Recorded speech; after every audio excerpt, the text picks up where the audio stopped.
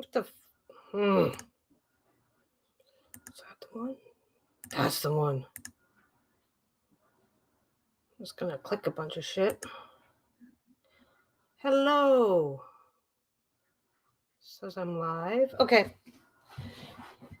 Hello to anybody who's here on their way here. Wait a second. What did I do? That's right. There we go. Okay. It's been a while, so I thought I'd do a video. I'm starting a new quilt. That's going to be 12. I'm starting a new quilt, but what I'm looking at is, that's going to be 12 and a half. Okay, I'm starting a new quilt, and I'm doing a thing. Hello there, Linda. How you doing? I thought I'd go live. I'm starting a new quilt. I'm doing this. I'm doing that. I'm doing that. I'm doing a quilt as you go quilt. And the center, I'm kind of building a bit of a quilt top for the center. It's going to be small, but I'm making a center for it. I fucked up. Did I fuck up? Let's see if I fucked up. I already pre-cut everything. Oh, that's perfect. Okay. So I'm using glow-in-the-dark fabric. So I realized I was going to just work on just the quilt today. I've got a bunch of stuff that I want to get worked on. I was going to do just the quilt. And then I was going to do just the quilt. And then I realized that I went and bought my material yesterday. Oh, the postal strike. Oh, I'll get on about that in a minute. Trust me. Postal strike is officially ended. They're going back to work tomorrow. The strike is officially ended. They're going back to work tomorrow, but they're not going to be taking any new mail into the system until Thursday at the earliest. But I'm not going back. I'm going back, but I'm not going back yet. I am probably not going back until the end at this point, unless I get some good news. Unless I get some good news from the people in my Etsy group, I am probably not going back till the end of January. So anyway, I think I showed off this piece. So this piece is going to be the center. And then I'm going to go around it with this. And I've already got stuff cut to shape. So that's going to be like that. And I'm going to make a big piece for the center. And then I'm going to use, it's way over there. I'm going to use,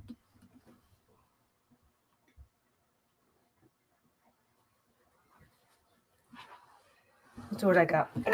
I cut 5 of these. This one's going, I've got one going in the center and then one more going up into each corner. So this, let me get my camera down here. It's super hot in here. So I'm like dressed like it's the middle of summer. So I've got that, and it's going to be surrounded by that, which it's got a little house outline, bigger mushrooms. So I'm going to surround it with that, and then I'm going to surround. So this is going to be surrounded by that on all sides, and then this is going to be surrounded by that.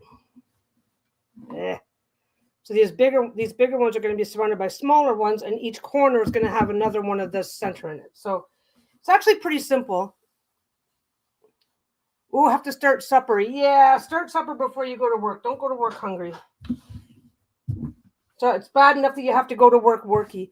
Anyway, so I went out and got the fabric last night. I'm like, fuck it, I'm going to go live. This is awesome. I'm going to go live, which is fine. Then I realized I need to do a little bit more to cut this fabric up before I... Oh, that was dumb. No, that's fine.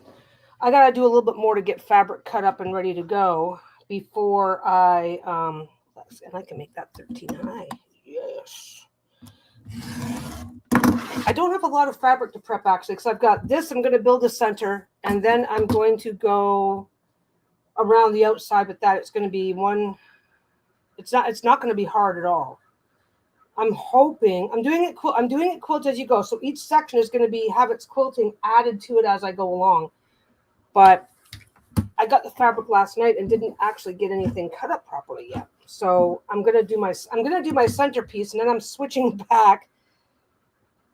I'm doing my centerpiece, and then I'm switching back to get. I've got pocket pouches to work on.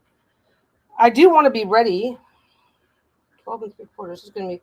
My measurements are not. I did my measurements. And I just realized the way I'm doing everything, I can do this a little bit differently, but that's okay. That's totally fine.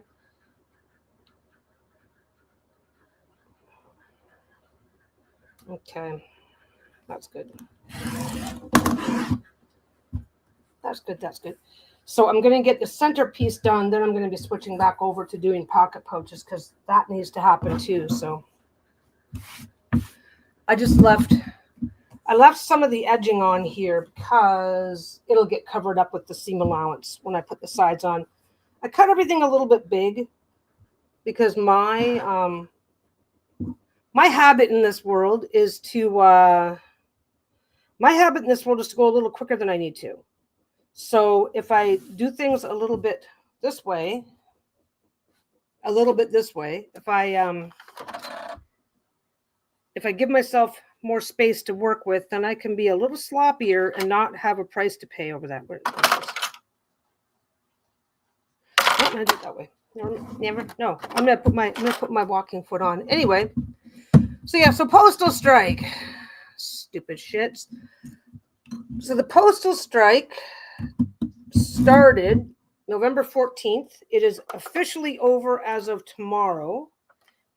They should be accepting new mail into the system as of Thursday.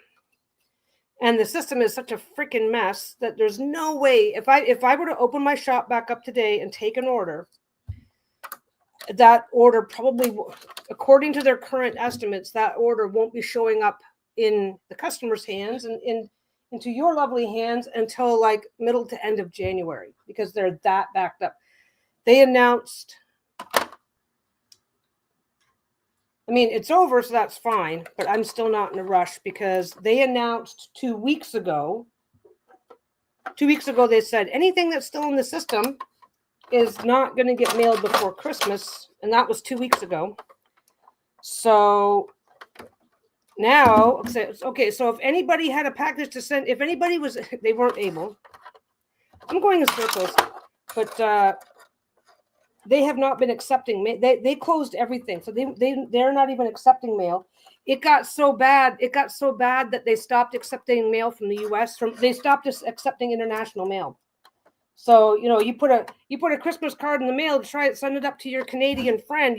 The mail is either getting stopped at the border or sent back, and I'm not sure what's what. But Canada Post, their warehouses are full.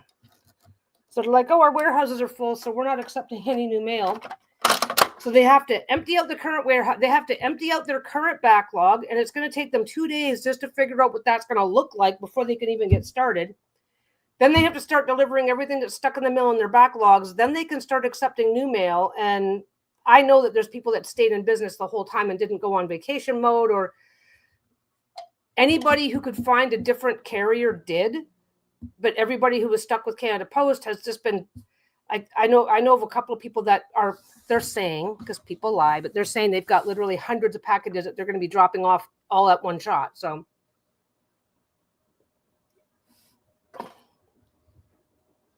what am I doing? That's what I'm doing. Anyway, no, the mail strike up here it's been a bit of a weird shit show, because the union and the company have got a hate relationship that is so bad that when the company's basically, Canada Post as a corporation is pretty much bankrupt. And Canada Post made an offer. They did some shit, right? Canada Post made an offer, and the union came back. And this is after they were actually legislated back to work. They did not. They did not reach an agreement. The government stepped in, got something called the Industrial Relations Board involved. And the Industrial Relations Board said, you guys aren't even trying to make a deal at this point, so we're just going to order everybody back to work, and then we will sort out what's going on, and then you guys can try again in 6 months. So that's where things ended up. I don't want 0. I don't want 0. I'll do that. Anyway, I've been marinating in this shit, and it's really hard for me to know what it's hard for me to know what other people know or care or whatever. I know some of you guys are Canadian, some of you guys aren't. Anyway, but yeah, the union basically the company is like, we're bankrupt. Because they are. They lost 700. Canada's not a very big country in terms of population or economy, and they came back. We as a corporation lost $700 million last year, and the union's response to that was, well, the things that we're asking for are only going to cost you $2.9 billion. It's like, oh, 4 times. That's when the government said, we need to get in some intervention here to get you idiots back to work. The unfortunate problem is that it's been a hate relationship for so long that neither side trusts the other, even a little bit anymore. So that's a problem. Is my house messy? Nah, my house isn't too bad. It's usually messy in here, so this is a one directional fabric. So I just got to make sure that when I'm lining up my fabric that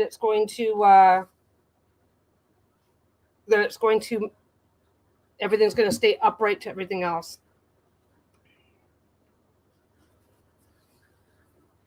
Yeah, I went and cut over because I go too fast when I'm sewing. So letting there be an extra inch or so sticking above the top, and it's going to stick out past the bottom. Leaving a little extra top and bottom, it's sewing a straight line is not a problem. It's having that patience to, like, look at me being lazy and not even using a pin right now, right? So it lets me make sure I'm lining everything up, and then I can just trim the top and bottom off as I go. If that's what works for you, go for it. Just remember that you'll be spending a little bit extra on fabric. You know why? It's because of the other stuff that I do. That's how I do the other stuff, because I sew first and then trim. So I'm so used to that it's just easier for me. It's easier for me now because when you do it that way, you get to go a little faster. Anyway.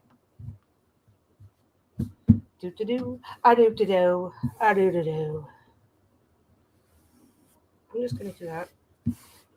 Yeah, all of this glows in the dark. Hey, Venus. Oh, thanks. I like my bags too. I am working on a quilt. I'm probably not going to be doing a lot. So here's what I've done here is I went ahead and I can get a straight seam. That's not my problem, right? It's being patient enough to make sure the top and bottom are lined up properly.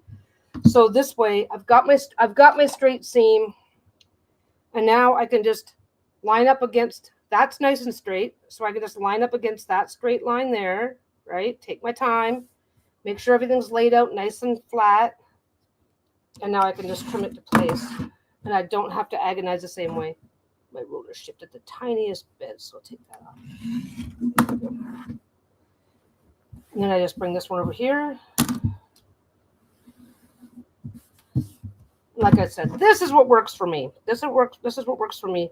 And all I'm doing is, I said my thing says I'm making a quilt today, but all I'm going to do is this centerpiece because I've got to get over on the big table. Oh, and I'm also sorry. So I'm lining this up here, right? But I'm also taking one of the yellow lines here and lining it up right on that seam. Because as long as those two are lined up, I gotta get forward a little bit though, because I'm not at the end of the fabric yet. As long as that is lined up, I can be sure that that's lining up. So I just line that up a little bit, take my time.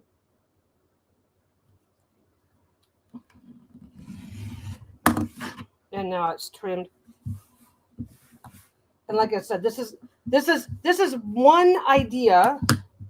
If you're a little impatient and have problems getting your stuff to line up, I'm impatient. I know it. That is my issue, right? If you're a little bit impatient and your stuff doesn't like to line up properly, make your stuff a little bit. I cut that to the right size. I cut the mushroom here to the right size. I made this a little bit bigger so that now that I'm adding them, I can just do it this way. This, and like I said, that is not what works for everybody. It's what works for me. Just a thought. Just a thought, if you're the one that does, okay, I've got a 12-inch piece and a 12-inch piece, and now they're wonky, right? If that's a problem that you're having, this is one solution to avoid it. But you also have to make sure. You also have to make sure that you're not like if I'm careless how I pull this out, I can still end up with a wonky line. So you do have to be careful. You do have to take your time and be careful.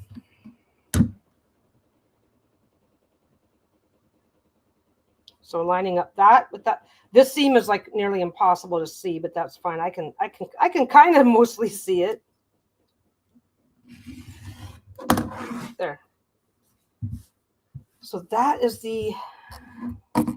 going to be the centerpiece. So what's everybody else doing? I've literally oh yeah.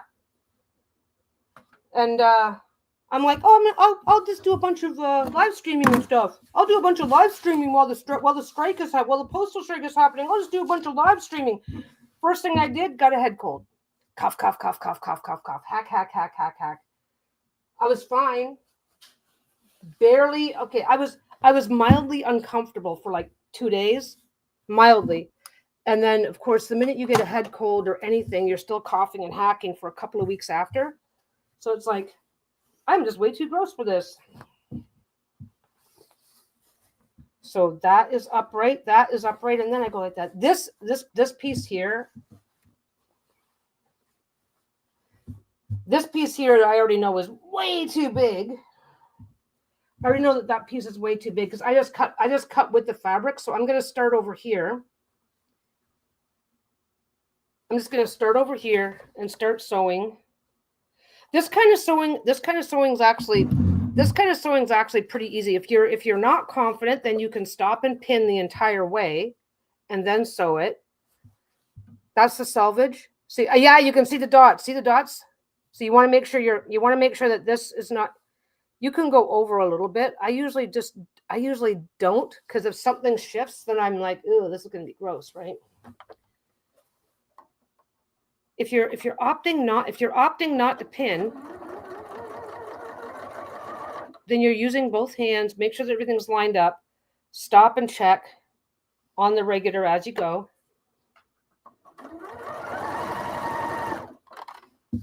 Don't be afraid to shift. You can I can tug this ever so lightly to bring the bottom into line. I can tug the top ever so lightly. Just take your time. Take your time.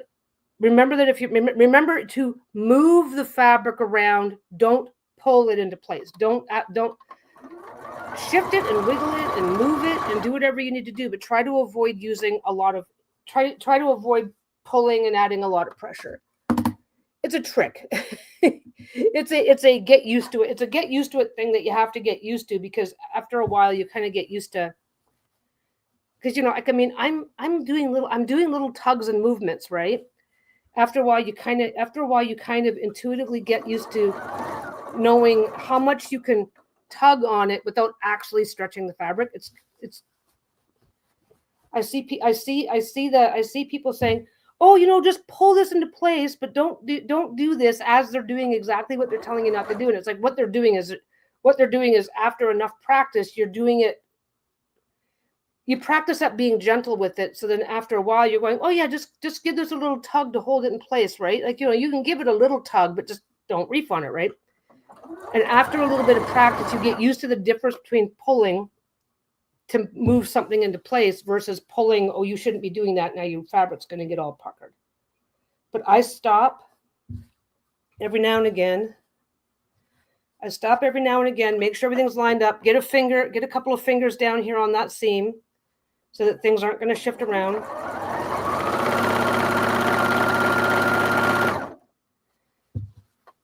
Stop. I don't go all the way to the end. Stop, do it again. Anyway, what else? What's everybody else up to? I got a bunch of extra sewing done for the shop, so that's going to be nice. But I haven't. When you can't do anything when you got a cold, because you can't go to a nice restaurant and hack your guts out and have everybody watching you like you're infecting the room. So I haven't been very far and done. I haven't been very far or done very much for the last month, except for watch the news about this strike. watch my Etsy group. I have a Facebook group for Canadian Etsy sellers, so that has been going crazy with people freaking out in various ways, shapes, and forms about the strike. Other than that, I haven't done much. And Lisa was just getting over the same cold, just as I was getting it, so she couldn't do much either. I don't think she skipped her member readings. She skipped a bunch of stuff. Yeah, so what this one here is,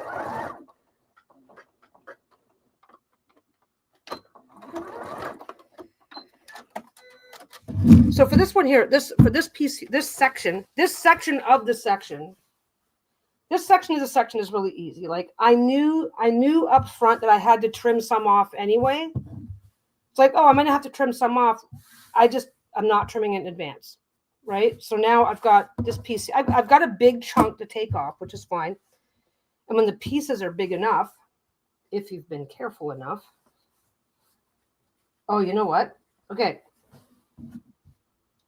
Let me just double check. Oops. I've got my rulers over here because it's easier. But I've got a book in the way and now everything's all sliding everywhere. Okay. I did not trim this exact. This actually needs to be 7 inches. And now that I've got my seam allowance in, it is 7.5 inches. But I am going to bring this to 7 inches. I'm just going to cut along the existing edge and commit to a second round of final trimming later.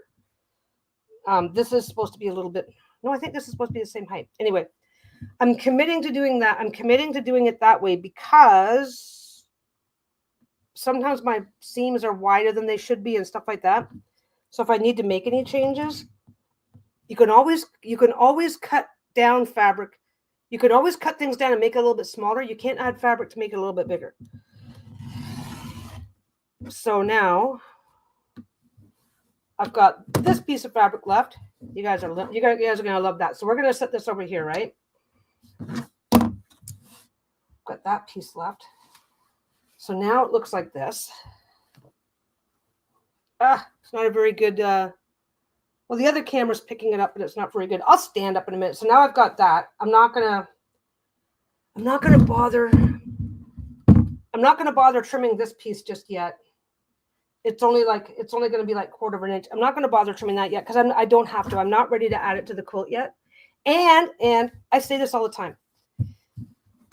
If you think you're going to be setting something down for a couple days, if you're going to be setting something down, sticking it in a corner for a couple days, then leaving it a little bit bigger means that if it frays a little bit, you don't lose anything. Like this piece here, this section here is already cut to size, right? And I've got fraying starting. If that frays too much, I might have to make the whole thing a little bit smaller. I'm not going to have to because I'm going to sew a piece over it like right now, but you don't want that, right? So like if something were to come up and I were to have to store this, I'd be really concerned because once something, okay, you've had jeans. You get a pair of jeans. Life is good. You got yourself a pair of jeans. You're fine. You got your jeans going. And then what happens? Your jeans start to fray. What do your jeans do? They do not fray out. They do not fray off a tiny bit of fabric. You can lose like 4 to 6 inches as life goes on, right? Okay.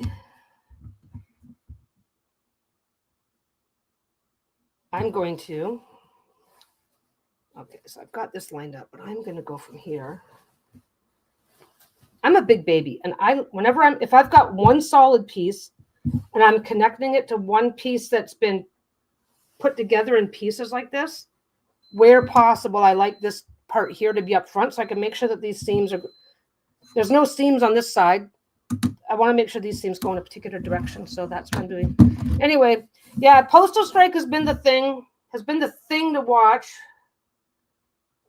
It has been a very frustrating mess because Canada Post in Canada has a government monopoly, which means the government says nobody else is allowed to compete with Canada Post when it comes to letter mail. Most of what I send is in small enough packages that it qualifies as letter mail or oversized letter, which is why I decided to take. Does it have the holes? No, they're over there. That's why I decided to take time off, right? It's like the exact same package that I can currently send for $8 or $9 was going to cost me $35. It's like, fuck. So I took the time off. It's not hurting my feelings that I took the time off. We are very fortunate. This is side gig, keep me busy, so it's fine.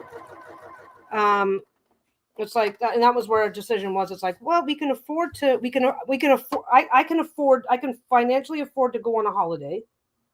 So I am just doing it. I'm not going to get in the middle of that because I only sell on Etsy. I only sell on Etsy. Etsy has their own rules.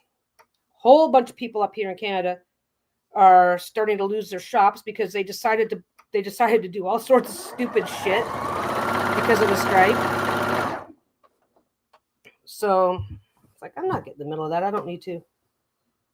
I'm gonna mind my business. So I started on one quilt. It's partially, you can kind of see it. Where is it? There it is. That over there. That's a quilt that I'm starting on. But then I'm chatting with my son. And he's like, "Oh, glow in the dark mushrooms. That sounds so cool." And it's like, dude, you're excited about mushrooms and a quilt with mushrooms on it? Sure. So I can get. So this is John's. This is John's Christmas present this year. So I'm going to prioritize this. But anyway, yeah, a lot of bitching about the strike. A lot of bitching and whining and bitching where the strike is concerned. So yeah. So basically, you just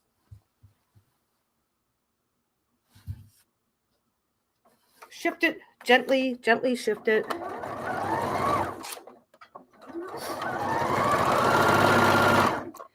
But yeah, so the strike comes around and it's like, oh, I can't do anything because I'm coughing.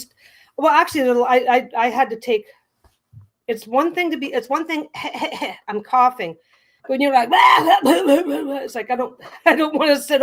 I don't want to be sitting over an expensive sewing. I don't want to be doing that to my equipment or my fabric. So I didn't do a lot of sewing. Not nearly as much as I thought I was going to do. But anyway.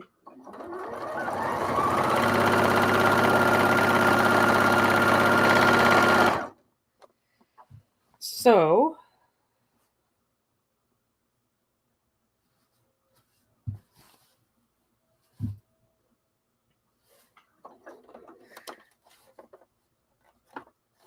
sometimes when you're sewing, this piece here will start going off at an angle. It can actually help pull your stuff. If something's tugging this way, you can end up finding your seam drifting and not being as straight as you'd like it. So do keep an eye on the back behind that stuff. Do keep an eye on what's happening back here. If it bunches up and creates, it's got to create a certain amount of pressure. It was just starting to do the thing. That's why it occurred to me to mention it. If the back starts to drift off course in a way that creates pressure, it can pull the front to match.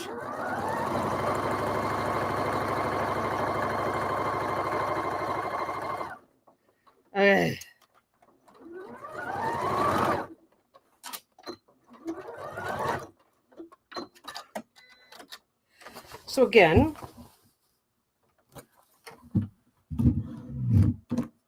be back 1 second. What's going on here? Oh, that's my shirt, my other shirt.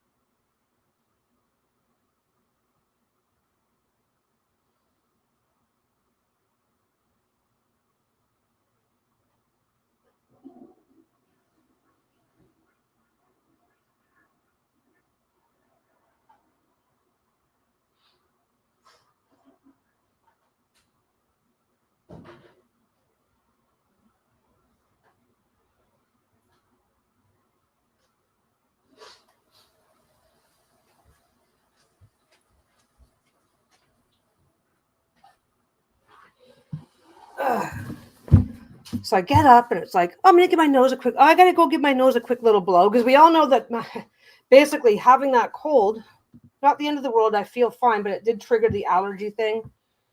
It's like, oh, are we doing stuff? Here we go. So it's like, oh, I'll get up and do a quick, I got to get up and give my nose a quick little blow. Okay, that's fine. Okay. So I am just, like I said, I'm not agonizing about getting this perfect. So I am just going to, I'm going to come in from a little angle here. That'll help remind me that I've got to finish trimming later. Okay. Let's back up. I'll show you what I've got so far. It's not much. It's not much, but this part's pretty quick and easy, right? There. That's what I've got already. And all of this, all the blue, all of the blue and the moon, they all glow in the dark. That's what got John super excited. So what I'm going to do from this, I'm done with the quilting segment of my hanging out, because like I said, I went and got, I made the video title, then I sat down and started prepping to, you know, I start setting the camera up like 10-15 minutes before, and it's like I don't have enough stuff. I do not have enough stuff.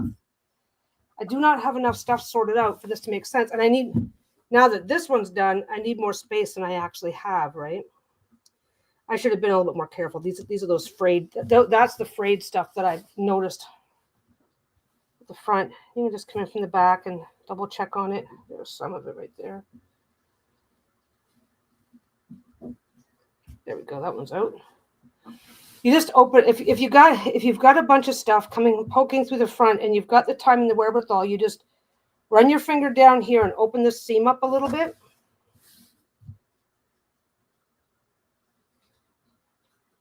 I think there must have only been the one.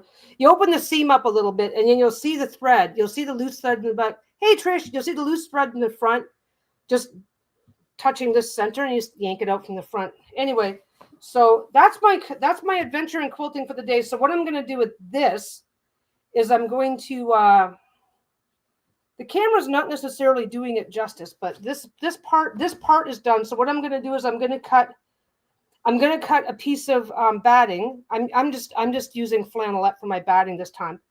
I'm using flannelette for my batting because if you use regular batting, then you have to come and quilt the whole thing, and I don't want to quilt. I'm making a quilt.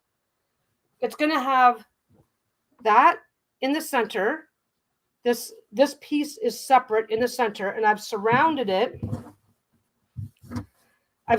by this stuff, right? And then I'm going to come back and I'm going to surround this in that stuff. So it's the same thing, same mushrooms, but smaller, with one of these again at each corner. So there's going to be 5 of these. Yeah, it glows in the dark. The fabric glows in the dark. But I put that on the title. I put that on the title of the video. Oh, come hang out while I make a quilt. And I realized like 2 seconds before I was ready to hit the button, it's like I can't do anything unless you guys want to watch an empty table while I'm over there cutting and ironing, because I still have to get all the batting and stuff ready. So I still have to get all the batting and stuff ready. So this is all I'm doing today not today. I'm going to get back to the rest, but I needed this piece to get out of the way. I'm going to trim this down to, let me double check. Yeah, I'm trimming. Oh, it's going to be less than that. I'm trimming this down to about 26 to 28 inches wide by 36 inches long. And then it's going to have the other pieces added around it. It's going to be super simple. But this is going to be done as one separate piece with blue on the back.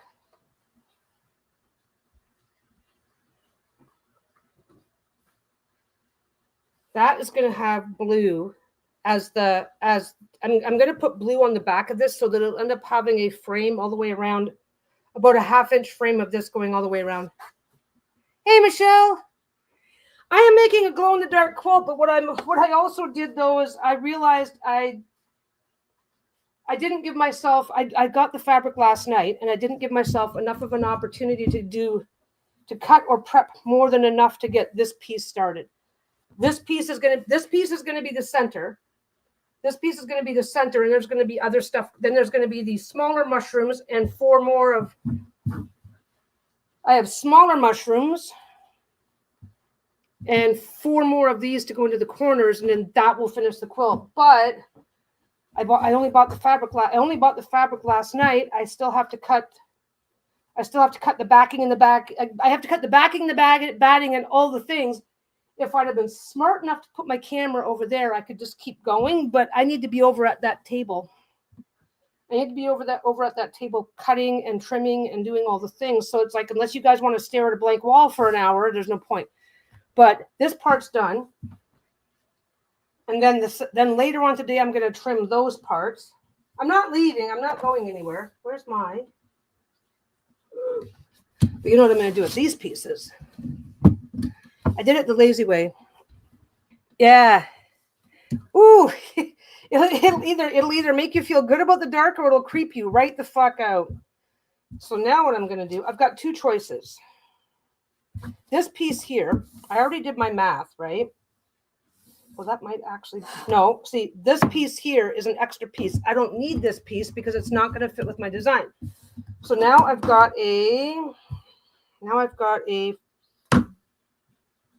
let's get this up here.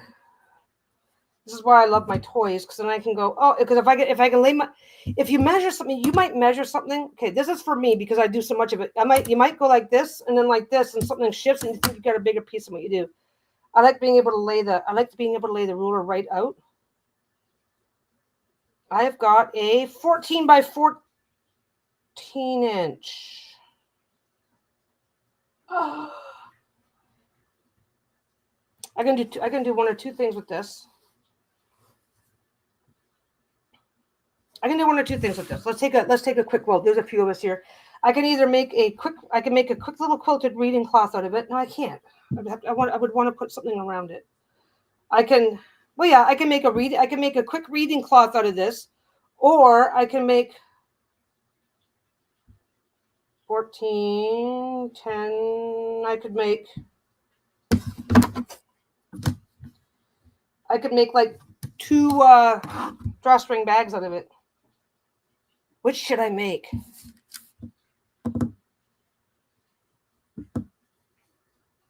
I don't know what I'm going to do. We're going to do this. I'm thinking about what do I, basically, when I'm on camera, it's like, what do I have space for? What do I have the actual space for? Because if I don't have the actual space for it, I'm actually kind of fucked, right? I shouldn't be swearing. Yes, I should. Who are we kidding? Okay. I'm taking off this because it's all nasty. Okay. I know what we're going to do. So that mushroom quilt, by the way, is going to be a Christmas gift for my son. Can't use that yet.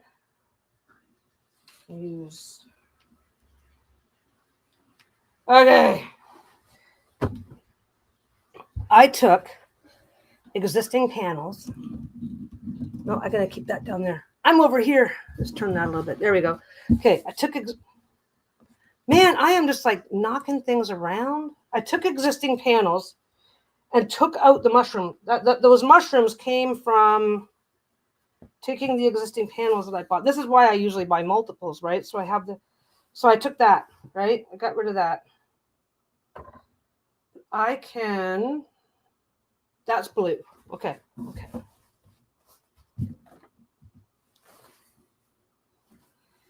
That's mostly blue. Do we like this one? Oh, nice. Planning to make my first quilt for the baby. Okay, this one here is mostly blue. It's got some hummingbirds and a moth. It's not mushroom. Is this the right height? Barely. Okay. Is it? Come on. You can do it. I can make it work. Okay. So these are Like, okay, this one here, I don't know if the camera's picking up the colors very well. This one over here is got a lot of purples in it.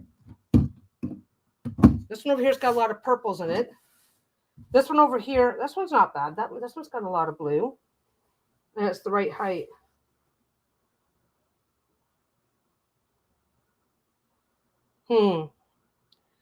Yeah, I love this moon phases is gorgeous. Have I got one that I did yet?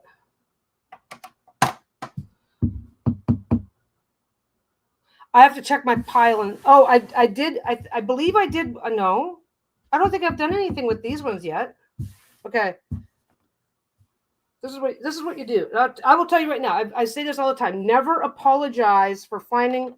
Yeah, this one here would work, but it would be barely. And I want to use up the scrap. This one would work, but I would have to trim a little bit off the top and the bottom. As long as I'm not taking out that moon, I think I'm good. That one's good. This one's not bad, but I'm not sure. This one's not bad, but I'm not sure. Because this one's got a little bit of purple. Or we've got this one here. Or we've got this one here.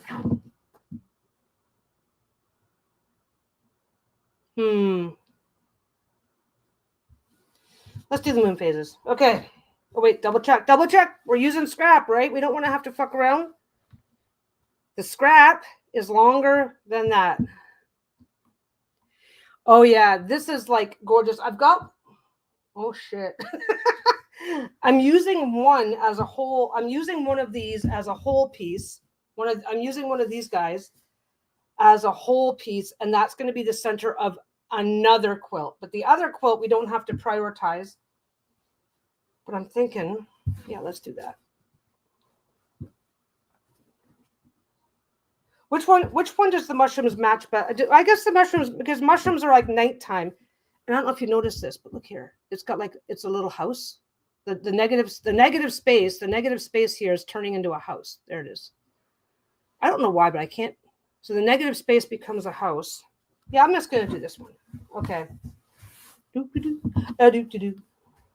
Let's see what we can faffo. Let's see what happens when you faffo.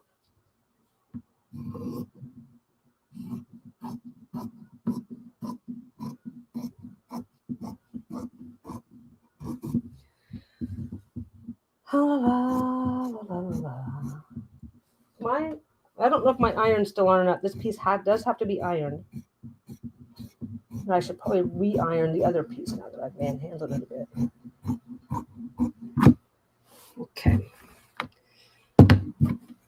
Okay, so I could be taking all of these off and then making individual piles, but I'm busy. I'm busy, but I'm not busy. It's a catch-22. Like I said, having a bit of a cold where you're coughing and you just don't want to be around. You don't want to be around things that you can like cough on. So I'm just kind of.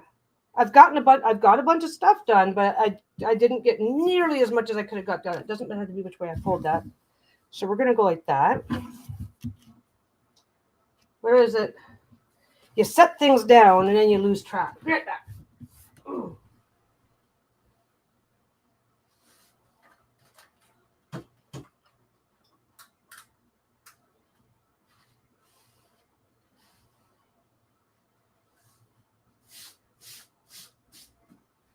Okay, apparently I have to go sit down over here for a minute. Okay. So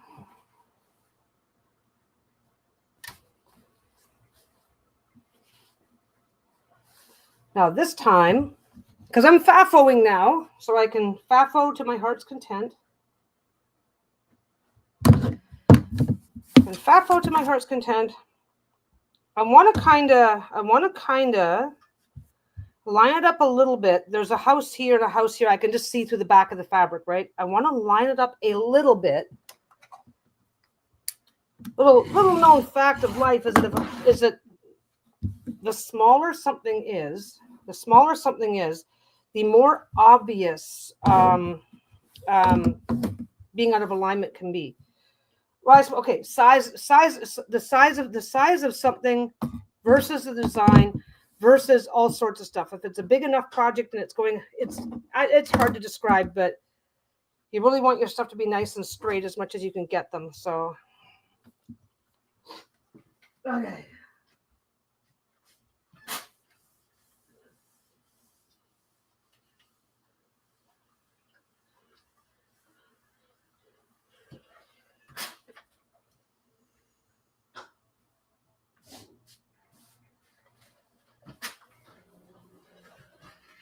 There we go.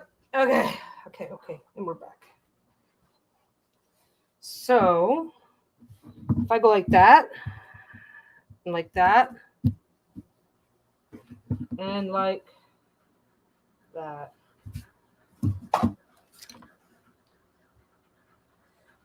That'll look nice. I'm going to take off all the purple though. I haven't been leaving on the purple because it's really hard. I have not been leaving on the purple because in order to separate one piece from another, you got to cut down the center and it's really hard to get it exact. So it's like, I'm not even going to try. So what I'm going to do, I'm keeping track. I'm keeping track of where I cut because it's a straight line, by the way. In case you're wondering, that's why it's like they're both the same. They are both the same, but only one side has been cut into a straight line. So I'm trying to keep a very clear eye on how I manage that.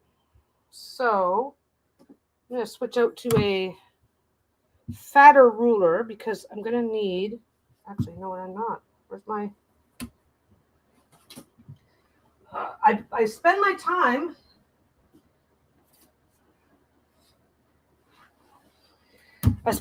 and money buying all these schmancy rulers. I should be using them. Okay, that goes there, that goes there. That's left and right, left and right, left and right. Top is to the left. Okay. It's really easy. It's really easy to get tempted and just cut exactly along each line. But when you get your schmancy ruler lined up and you line up, okay, so that line is right along there. That line is right along there. It's not, the fabric itself isn't straight. It's just the way it goes. So you straighten it up as best you can. Take your time, move it around.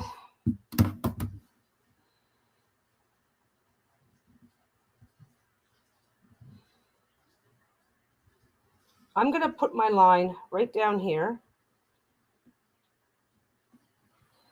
I'm going to go a little less than a quarter because this almost touches the top. This section right here almost touches the top. Unless I put a piece across the top. No, I don't want to. I want to be quick and easy. I want to keep this quick. I want to make this quick. So I'm going to go, that's a 1/4 inch. I'm going to go a little bit between half and a 1/4 of an inch above, keeping that on the line.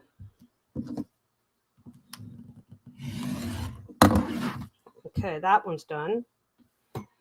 I'm doing the quilt. I'm doing quilt as you go. So when I wrap the back around to the front, I should be able to get it all the way onto that line.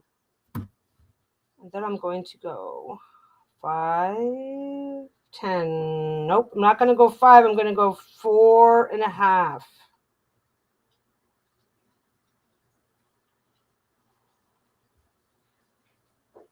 That's still not straight. Oh, yes, it is. I'm going to go 4.5 down to here.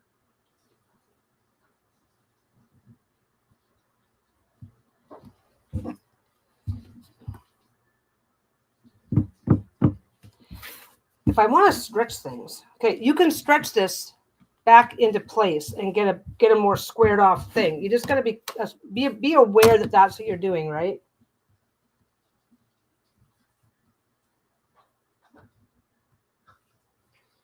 Yeah, I gave it a healthy little goink, and it's now back at a better. It's lined up better now, so I'm going to do that.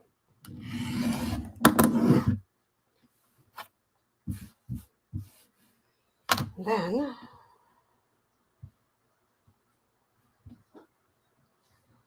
Once you get the first two done, that's wrong. That's wrong. That's right.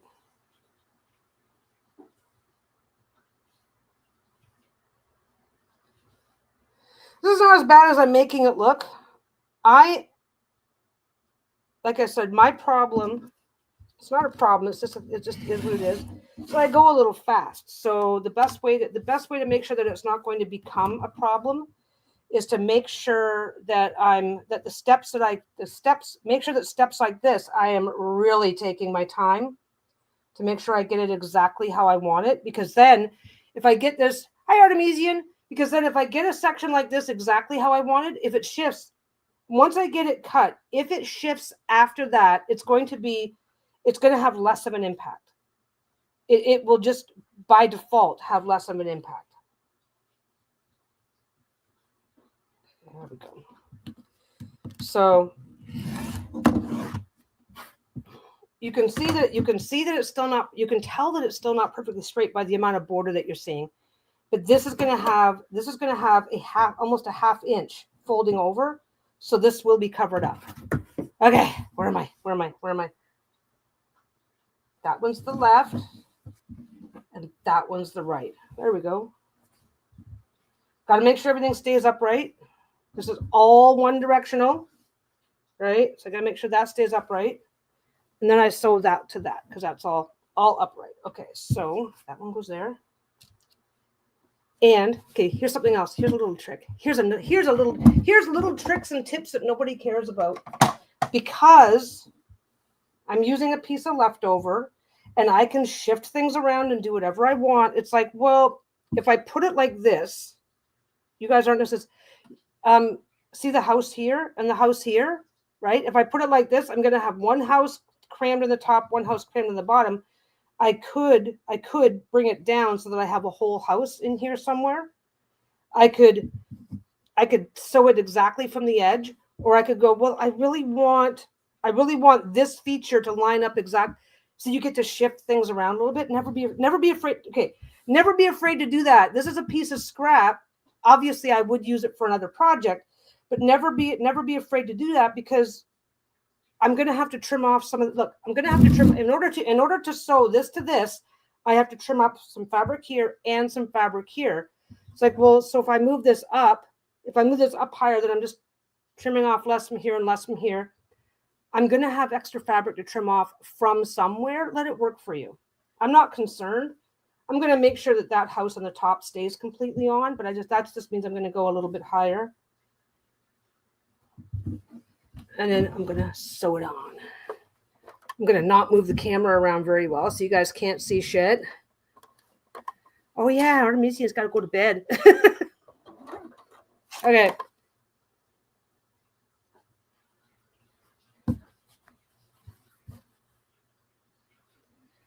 I have no idea how big I'm going to make this yet. This is another joy of scrap. Sometimes you can just start faffling something and make your decisions. I'm making my decisions as I go, right?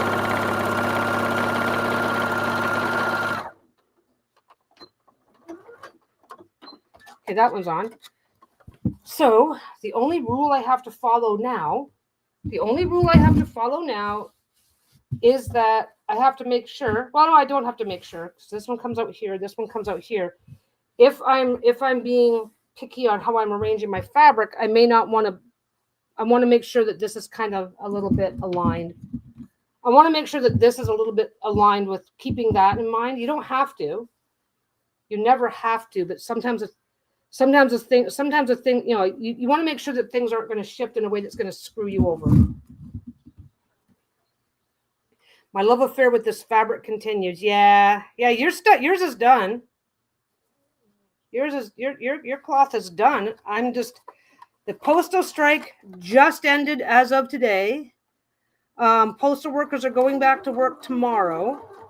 They're being given 48 hours to sort out where because nothing's moved. No mail has moved through Canada Post in a month now. So now they have to go into all their full fucking warehouses and see where everything's at. Intuitive Night Goddess Tarot. Wait a second. If I knew where it was. Okay, does Lisa have it? Does anybody happen to know if Lisa has the Intuitive Night Goddess? I'm afraid to ask her what she's got, so I never know. I am doing a quick little back stitch here just so I don't have to screw around.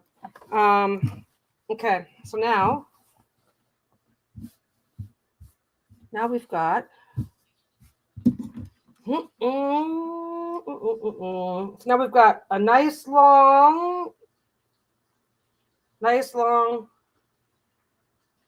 come on, you can do it. You can do it. Yeah, so the strike, okay, well, the good news is the strike is over. The bad news for anybody who's waiting for stuff from me, I'm probably not going to end up going back until the end of January. I'm going back. I'm probably not restarting my shop until the end of January because the unfortunate reality that we're dealing with right now is that they announced 2 weeks ago, but I could be wrong. Intuitive Night Goddess. I'm just, yeah, if she has, if it's like, oh yeah, she has it, if anybody happens to know, then it's like I know where to go look for it. But if it's like, oh, she might not have it, it's like I have no idea what to do now. So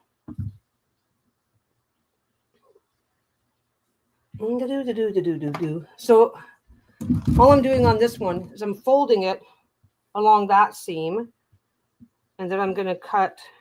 No, wait, how am I going to do this? I got to cut this. You know what I'm going to do? Okay, I've got the bigger table over there. I've got the bigger table with the bigger cutting mat. So what I'm going to do, and it's only going to take me a minute, so I'll tell you what I'm doing, then I'm going to go do it, right? I'm going to lay this out nicely and get it all spread out. And that way I can go all the way up and then all the way back and have the whole thing laid out. I just haven't decided yet how long to make it, but we can decide that in a minute. Okay, they announced 2 weeks ago. Anybody that tries to put 2 weeks ago, they said if the strike were to have ended December 1st, anybody trying to put new mail in the system on December 1st, that mail wasn't even going to start moving until January. And that was 2 weeks ago. So now we've got the next 2 weeks. So it's like 2 weeks ago they said nothing. 2 weeks ago they said any new mail we're not even going to be touching it until the beginning of January. And that was 2 weeks ago. So now for every week of the strike, we've got 2 weeks of backup. So a 4-week strike is we can be looking at like the 6 to 8 weeks before. And of course, backing everything up, financially, we're perfectly fine and we can afford this. And Etsy, which is where I do all my sales, they do have rules. And right now, what people are doing, let me just get this cut and I'll come back and start. I'll tell you the shitty part of it.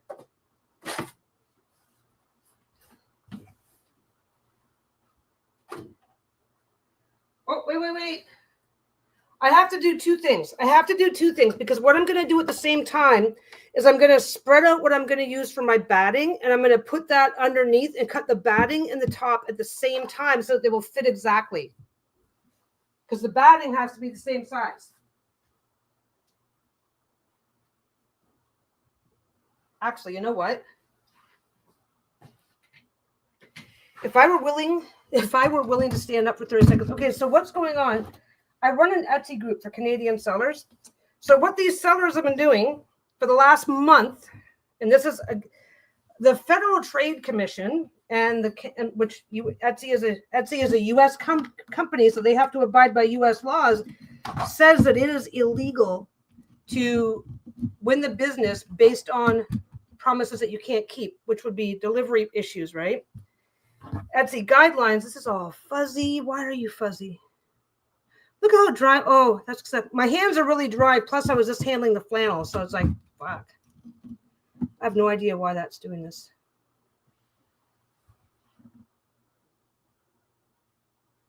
This camera, when it decides to stop cooperating, it's a real dick of a camera sometimes.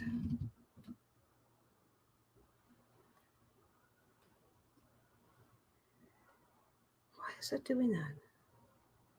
There we go. It's trying to clear itself up. Okay. So people have been doing incredibly stupid shit. Yeah. Well, this is it, right? Like, okay. For starters, everybody wants to send a gift to their friends and loved ones for holidays. So all I'm doing here is I'm coming up the outside and cutting roughly to get this done because I've got a big piece here.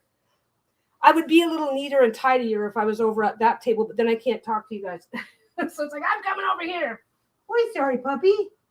Shayla just got a flannel blanket. Anyway, okay.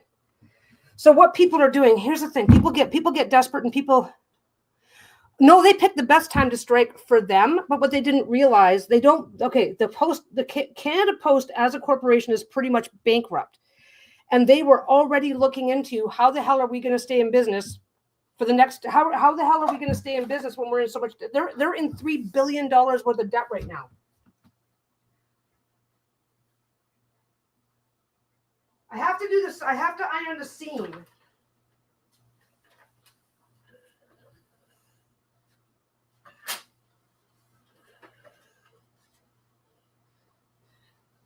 You don't have to iron the whole thing, but you should at the very least try to iron the seam of the flannel because it can create a ridge.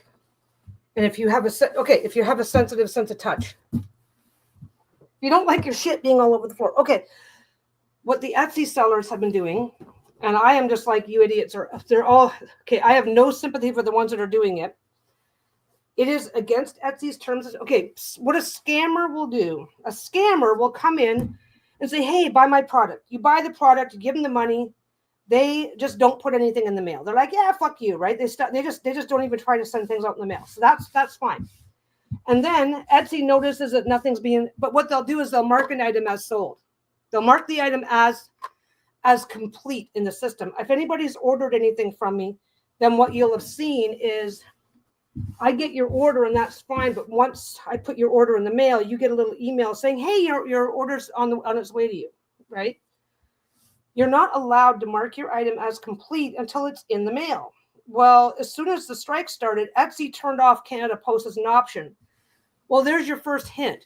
If you're sending stuff through Canada Post, we're not letting you mark your stuff as complete. So what they're doing is marking their stuff as complete. It's like people are not taking the hint. They're not figuring it out. I need my big ruler now. Anyway, so what they're doing, they're putting their shit in the mail. They're either just not mailing stuff, which is what scammers do. Thanks for the order, but I'm not mailing your stuff, right? So I am just lining everything up here. I am just cutting straight out. I don't know if from this one here. That's my centerpiece now. I've just lined up my ruler right along there, right? Now on the bigger table, of course, I've got more room for myself. So I am just going to take my time. The really cool thing that happens is when you cut, it kind of pushes the fabric into the flannel and they hold a little bit. You can also, which I should do, just what's that 1 second. What I'm going to do is I'm going to hold it. This is a crappy spot for me to be working. My shit is just sliding everywhere. Shayla's halfway across the room going, the fuck's wrong with you? This will just hold everything in place while I'm working on it. And then I can just go forward a little bit. Fold it lightly, do whatever it takes, do whatever. I should have done this before I started cutting, so I'll just do it now. I'm just gonna, I don't have to go crazy. I just want this to hold still while I cut it.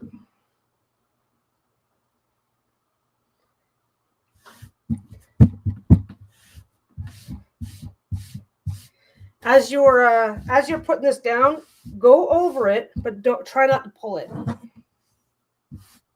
Okay. So now we're just gonna go a little further that way. So again, I'm using the line. I've got rulers everywhere. What is going on? What is it doing?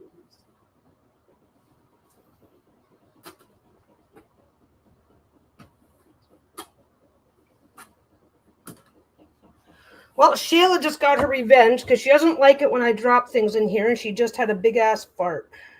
Yay, while I was bent over. She's such a lovely puppy. Anyway, so what people are doing, I can't afford to be without the money. I need my money. Did we work out what size my bag in that? I think we did. I'm going to double check before I do anything. I'm going to double check before I do anything anyway, because I am like so far behind. Okay. So that piece is off. So what they're doing is they are, this is my life. For most of these people, it's just a hobby or a side gig, but they're still, well, this is how I'm paying for Christmas gifts this year. So so if I want my kids to have a good Christmas, so what they're doing is they're coming in, they're doing one or two things. They're either marking the order as complete, which is an absolute violation of, if you mark an order as complete that you have not put into the mail yet, and Etsy catches you, you lose your shop immediately, because this is kind of the thing. It's against the law. It's not go to jail. It's not, well, I guess it could be if you're a scammer. It is not a go to jail legal violation. But if Etsy doesn't terminate, Etsy could end up getting dragged to court by the Federal Trade Commission or Etsy Canada, however Etsy is set up. Etsy could end up getting themselves dragged to court for not doing anything about this stuff. Yeah, my brain is blanking too, Artemisium, which is why I'll be double checking at the last minute. I'll be double checking. Once I'm able to start sending things again, I'll be double checking, because the last thing I want to do is have a thing that's been sitting for 2 months and I blank and send you the wrong one. I mean, I would make it right. I would make it right, but I still would not be fun. So yeah, we'll take care of that when the time comes. But so what Etsy sellers are doing, because they're idiots, and trust me, I run this group. This is the group I run. They're putting their shit in the mail anyway. So again, I've used the 501 spray, so nothing's going anywhere. See, this is why I realized I can't keep going on the this is why I realized I can't keep going on the quilting today, because that would just be a bad thing. Anyway, they're doing one of two things. They're like, hey, thanks for your order. I'll hang on to it for you until the strike's over. Well, people, if I can, okay, if I say if my listing says I'm going to have my items in the mail, I think mine says 7 to 10 business days, right? If I don't have it in the mail in 7 to 10 business days, I am legally, and again, I'm not going to jail if I don't, but if Etsy lets me get away with it, this is what people don't realize. If Etsy lets me get away with it, this is not Etsy being dicks. If they let me get away with it, if they find out about it and choose to ignore it, they could be dragged to court by the Federal Trade Commission, which says that you can't. It's under you're winning the business by making a promise you have no intention of keeping, and that is to ship on time. Okay, this part's going to be really easy. So what I'm going to do is I'm just going to match up. I'm going to match up that seam with that seam, and I'm going to fold it in half. I could measure. Yeah, you know what? I'm going to measure because I don't have enough. I didn't use a lot of the 405 of the 505. Anyway, so this is what they're doing. Hi, Michelle. Yeah, Artem. My thing says there's 7 people here. I just realized I do need to measure after all. So this is 9 inches. If I do 8 inches, should I make this long or should I let it be a little? This is already going to be long. Should I make it really long? Should I make it really long? I can go. Let's go 12. Let's go 12 inches on each side. So I'm just, again, taking a bigger ruler. That way I can go like that. And then I'm just moving the whole thing up. Yeah, Trish is here. Artemisian's here. I think, who else was here? There's a few people. Linda's here. Linda Denton is in the house today. She said she was making dinner before she had to go to work, so she may already be gone, but she can't actually talk. Okay, then I just take that off. Okay, so that one's That's, oh no, this has already been glued. No, it's not glued. That's too small. Okay, so I took 12 on that side. I'm a little bit more organized. Anyway, so what they're doing, is they're coming in because they're talking about, I run a group for Canadian sellers, so they're in there discussing it. Well, this is what I've decided to do, right? And they're coming in and they're going like, oh, I'm just marking everything as shipped. And then I will put it in I am messaging my buyers, letting them know that, hey, I've got your order. And as soon as the strike is over, I'll put it in the mail. But just so you know, I'm marking it as complete. So they're admitting what they're doing, right? Etsy is those shops. Etsy's got my shop on vacation mode right now, and I don't know why. It's like Etsy's noticed that you're marking orders complete when you're listing your shipping company as Canada Post, and then swinging by and marking orders as complete. They know you're fucking around, and they're going to check you out and figure out how. So people are doing that. It's kind of a catch-22, right? Like, I can just extend my shipping time to 3 months. And go, I'll have it in the mail in 3 months. And it's like, that's fine. I'm not lying about what I'm doing, right? These guys are, oh yeah, my product typically ships in 3 to 5 days. Oh, now that I've got your business, I'm holding your product for the next month. So people are coming in. Now I've got people. These customers want a refund, and I don't know why. Customers are such assholes. And it's like, dude, the minute they open a case, you're losing. Anything that violates Federal Trade Commission, anything that violates fair trading laws, if you violate those fair trading laws, they get rid of you the minute they catch you doing it. So it's like, we're just waiting for that to happen next. But no, the people are freaking out and they're doing stupid shit. People have been continuing to take orders throughout the entirety of the strike. So now they're going to have 100, 200 packages to drop in the mail at the last minute. And these people are still expecting their shit to get to their customer by Christmas because they made the promise. Basically, what they did, okay, because we still have FedEx. We have other services. We have UPS, FedEx, Campar, Purelator. We have a whole bunch of other services that we can be using. So they're not going to make that decision for us. But what Canada Post did say is that if you have no other options, consider going on, either go on vacation mode, because basically, as it said, we will support you through this time. So yeah, we're not going to shut down all of our Canada shops over the strike. Just make sure people saw that, okay, oh, we're going to support you. So if I have I have one package that's in the mail right now. Now I went ahead and refunded the lady because she's not getting this package till after Christmas, no matter how this works out, right? And I just went ahead and refunded her. Everything else that I put in the mail, as far as I'm aware, got to where it was going just before the strike, right? But what Canada Post did was what Etsy did was they turned off Canada Post as an option. So if you are a Canadian seller and you want to keep shipping, we're turning this off as an option. If you put down that if you tell your people that you're sending by Canada Post, you've got a problem. And don't forget, groups like mine exist to help talk people through these problems, and they're doing this shit anyway. Because I've got a person that helps me run the group, and there's other people in the group that have been around long enough and they get it. And those of us that are in that category, I gotta, okay. What do I want for my bag?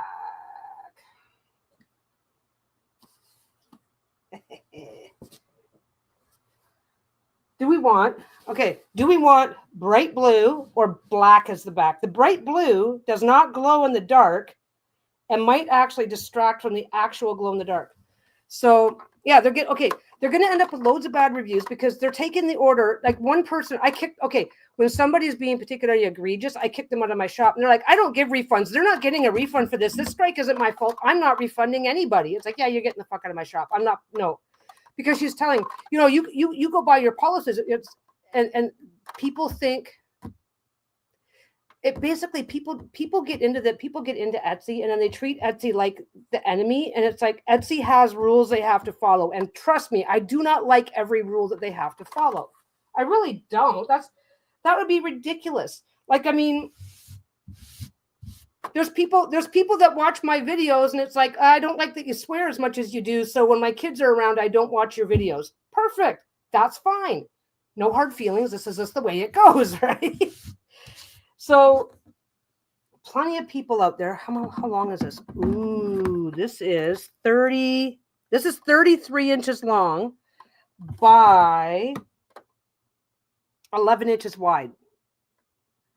But no, these people they're getting their bad reviews. They're getting because okay, if something is going wrong between you and the seller, you can open a case and get Etsy involved in what's going on, right? If I know how Etsy works. If I go on to Etsy and I buy a product thinking that they're going to send through UPS, and then they say, "Oh, by the way, I'm using Canada Post. I don't offer refunds, but I'll ship it out to you as soon as this is over." I would open a case. I would say, "Give me my money back right now," and I would report the message because you can't do that. And anyway, no, and here's the thing: I don't need to worry about any of that. I do have one shipping option that I could have continued selling down to the States, but as a Canadian seller, I'm obligated to offer my product. I'm obligated to sell my product in the country that I'm from. So I have to offer Canadian shipping. So it's a problem. Anyway, I'm babbling and I'm going in circles, right? I'm babbling and I'm going in circles because honestly, the only thing now, Lisa's shop, by the way, Lisa's shop is almost completely unaffected because Lisa has her decks in a US fulfillment center. So unless you are a Canadian ordering a deck from Lisa, you're not affected in any way, shape, or form. Lisa's just fine. And you can do that. I can switch over to UPS, but it's going to cost me like $35 to send a single bag from here from Vancouver to Toronto. And this is where it got really fun. All of the couriers, FedEx, UPS, although USPS, not USPS, everybody gets busy in the wintertime, right? Everybody gets busy over Christmas. Okay, so am I doing blue or black for this? Am I doing this in a bright blue to get it'll be a little pop of color all the way around the edge. It's only going to be about half an inch, and a blue back, or should I just do it in black? I'm going to do it in black. The black will look nicer. I'm going to do black. You guys aren't speaking up. Anyway.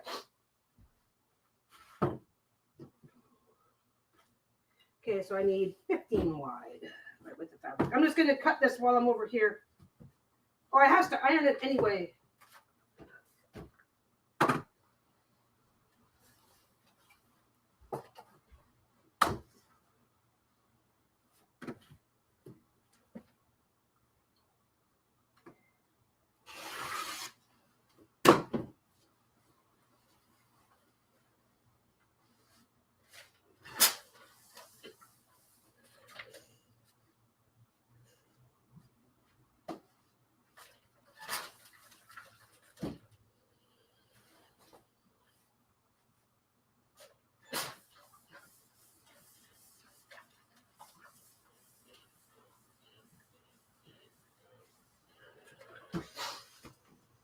Okay.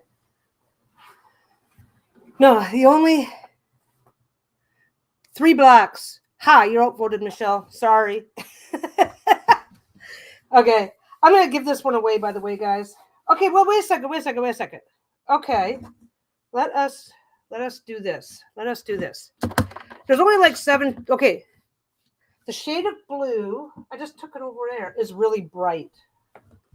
Ah.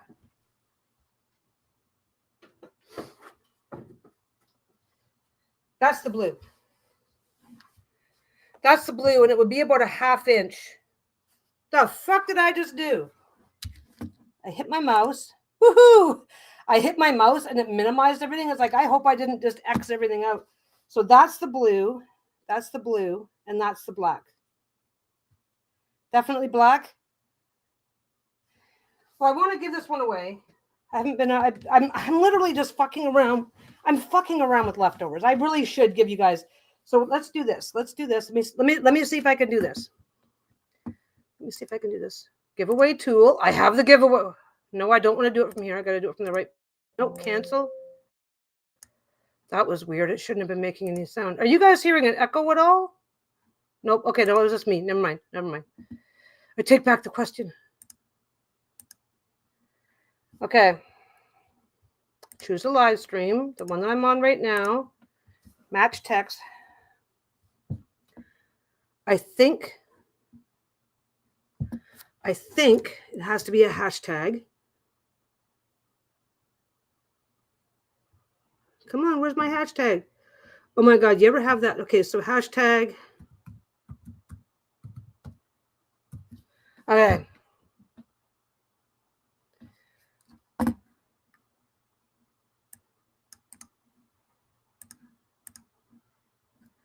Okay, so we're going to do a draw. Yeah, I had something echo here, but it was just because I pressed a button and I realized I'd done that. Okay, so we're going to do this. We're going to do this the fun way. So hashtag mushroom, right? Enter hashtag mushroom. If you want to win this, it's going to be, this is what it is. Okay. Obviously, if you win, you're not getting it for like at least a month or more, but that's okay because we do it. Lisa does it. Basically, I wind to Lisa and go, hey, honey, this is what's going on. Can you make sure we don't forget about it? So go hashtag mushroom, right? And then I'll do a winner in just a couple of minutes. Well, I'll give it like, we'll chat for a few minutes, but then what I'll do is the winner can choose whether they want blue or black. Because the backing is going to come on like this. It's going to be like that. It's going to be okay. It's not going to be that many rollovers, but that's about how wide the backing is going to be. So you can do it in blue. You can do it in blue. So like that in blue, all the way around, just a narrow, or the black. And then I can finish it. Hi, Marion. Oh, well, hashtag mushroom if you want to win this. Let me see what I got. I'm fucking around today. I got part of my quilt done that I can do on camera, and now we're fucking around. So this is for giveaway. And we are stuck on deciding whether we want black as the border, whether we want black as the finish, or whether we want the bright blue as the finish. I don't have any other colors that make sense. So what I'm going to do is I'm going to do the draw in a couple of minutes. I'll give everybody, there's only 10 people here, right? So that's fine. So hashtag mushroom. The winner can let me know what finish they want, and then that's the one they're going to use. I already cut the black before we realized, hey, people might want a choice, right? So we'll do that. But yeah, so this is 11 by 28. Was it 28 or 30? No, 30. 11 by 33. Yeah, I think the black will make the mushrooms pop even more. 11 by 33, and the moons and the mushrooms all glow in the dark. So it's really creepy.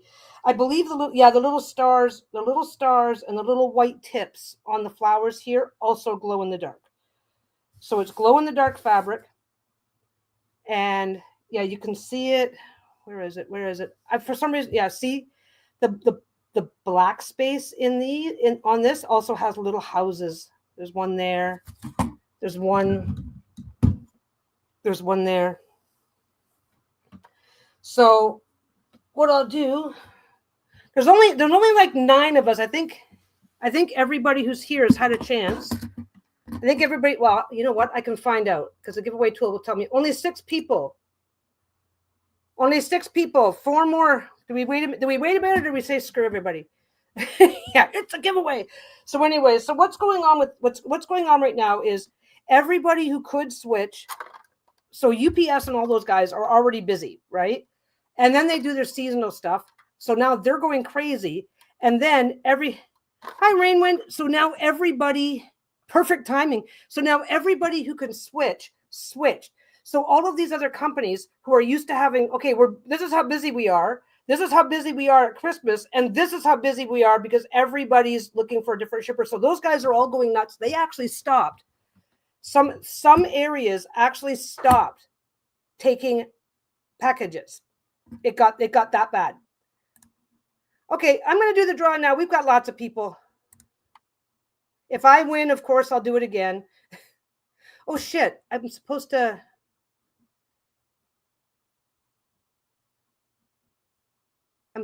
I'll show you. I was supposed to bring it up. Present. Share screen. There's the winner. Michelle, and you picked blue. Did you not? Michelle picked blue. Michelle wanted the blue. I think you're the only person who said blue. Did anybody else say blue or just Michelle? Okay, so I'm going to cut some blue, which is going to be easy enough to do. So I'm going to switch out to the blue, and then we're just going to keep hanging out while I finish this, and then I will get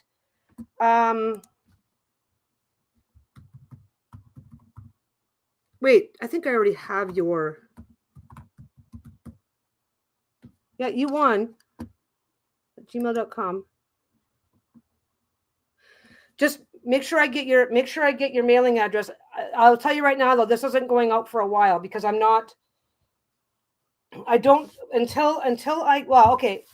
I'll send it out when it's reasonable to send it out, but I'm not sending it out until, because basically as I was babbling, because I babble and I stop and I start, that's just how I talk half the time.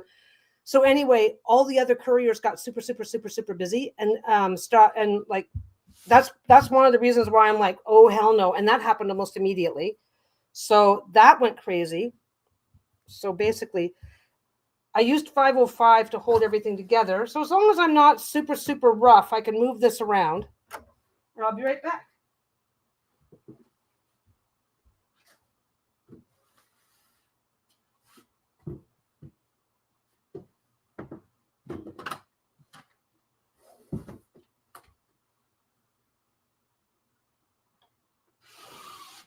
There we go.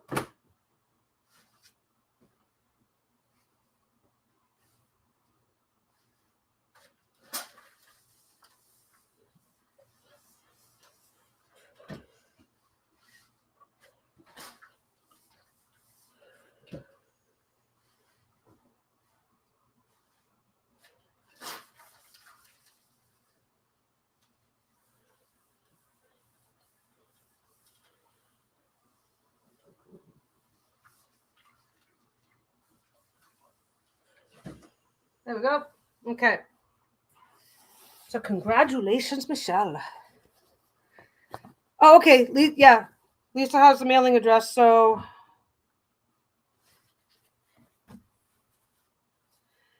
basically, and don't worry about that other piece isn't getting wasted because this coincidentally is the same size piece that I use when I'm making 2-pocket bags, and I use black as a liner all the time in these. So I'm just going to move this up. I'm going to move this up to one end a little bit. That will minimize. That means I'll have a big enough piece of scrap at the end.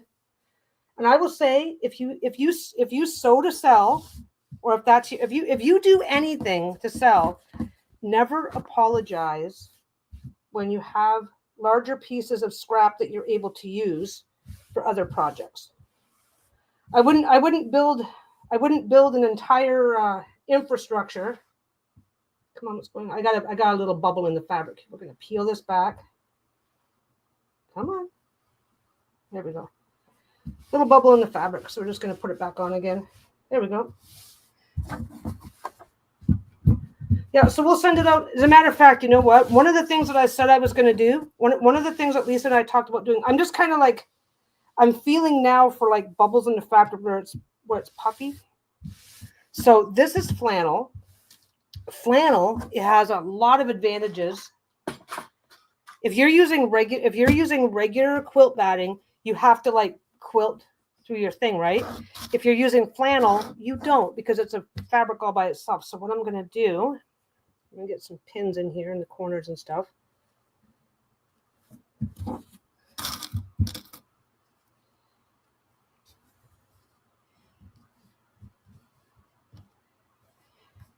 And then, oh, super duper, I fucked up. No, I didn't fuck up. Don't worry. Okay, I need to stitch in the ditch. I need to stitch in the ditch here and here to hold things down, right?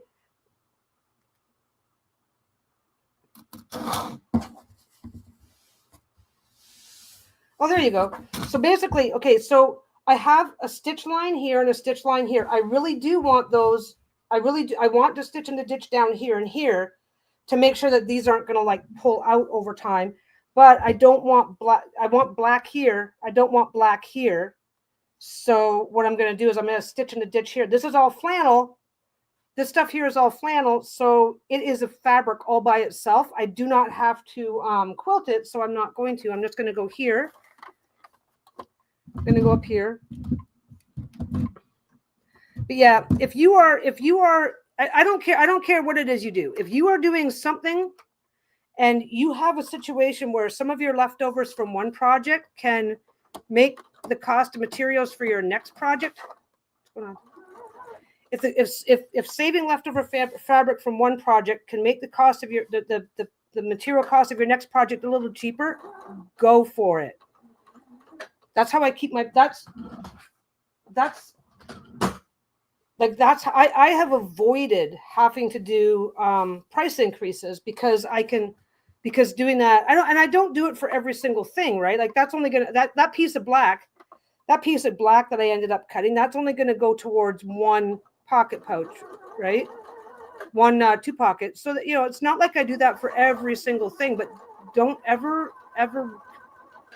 I've seen people who get really, you know what though? I've seen people go, that's unethical. I spent the money on the fabric for this project, so it's not fair to my customer if I end up using that material for a different project. And it's like, that's how you're able to, that's how you can avoid having to have really, really, really, really insanely fucking high prices. And a lot of people don't see it, but yeah, so the whole shipping fiasco, the shipping thing with Etsy has been, the people who get it, they're fine, but there's way too many people who are trying to find loopholes and workarounds. The one person came in, don't forget, Etsy is a multi-billion-dollar company, right? She came in, lying about her resources. I pay so much in fees that I could be if I didn't have to pay fees to Etsy, I could buy a car I could buy myself a brand new car every year. It's like, well, that's a fucking lie.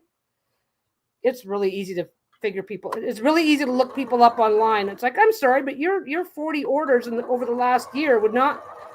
No. Anyway. And she's like, I don't give refunds. I'm doing this. I'm doing that. I am telling them they have to wait. And it's like, she's going to be losing her business. And it's really unfortunate, but most people are being really good about it. But yeah, that's why those people stay poor. Well, and that's why they're miserable. Miserable. I have seen people go to war with a customer over a fucking dollar. Hey, Blue. You're like, your timing sucks. But glad you're here. Don't worry. Michelle just won this, and now I got to finish it. So yeah, so see, I've just stitch in the ditch, because we don't want, because there's not going to be a lot of stuff, because there's not going to be a lot of stitching sealing this down, this will shift. This is going to shift a little bit. This is going to shift a little bit as you move things around, whatever, and you'll still be able to get it nice and smooth. But because I'm not quilting the entire thing down, we don't want that shifting, because there's a seam there, and eventually that seam could work. Yeah. I'm not working right now. I'm just fucking around. I'm on vacation mode. The postal strike, we have a postal strike going on. The postal strike just ended like today. Postal strike just ended today, but things are such a mess here that I'm definitely not going back until after January. I will evaluate at the beginning of January. And again, we do not feel like we're financially impacted at all. And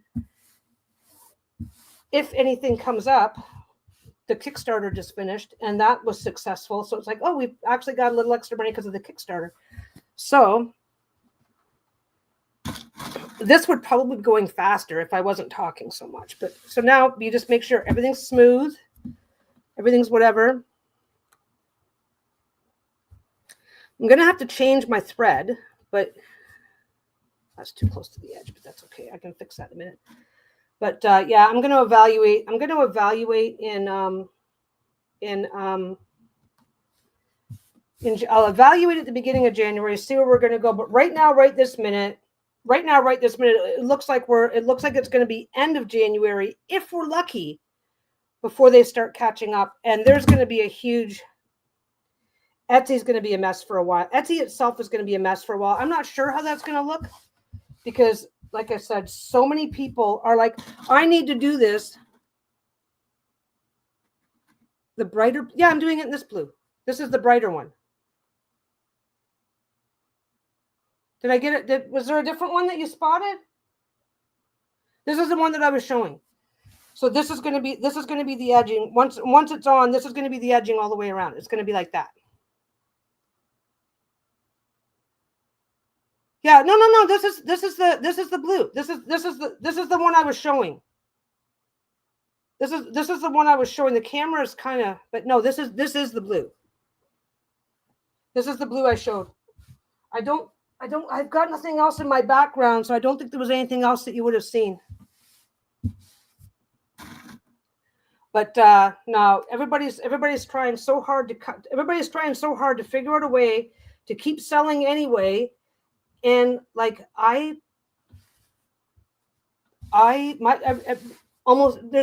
very rarely have. It's pretty both ways. Yeah, this is the blue though. This is the blue this is the blue.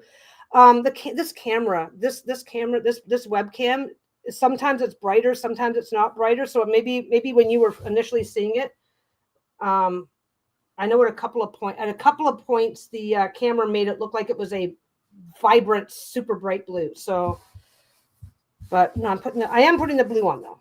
Okay, so I'm pinning it first.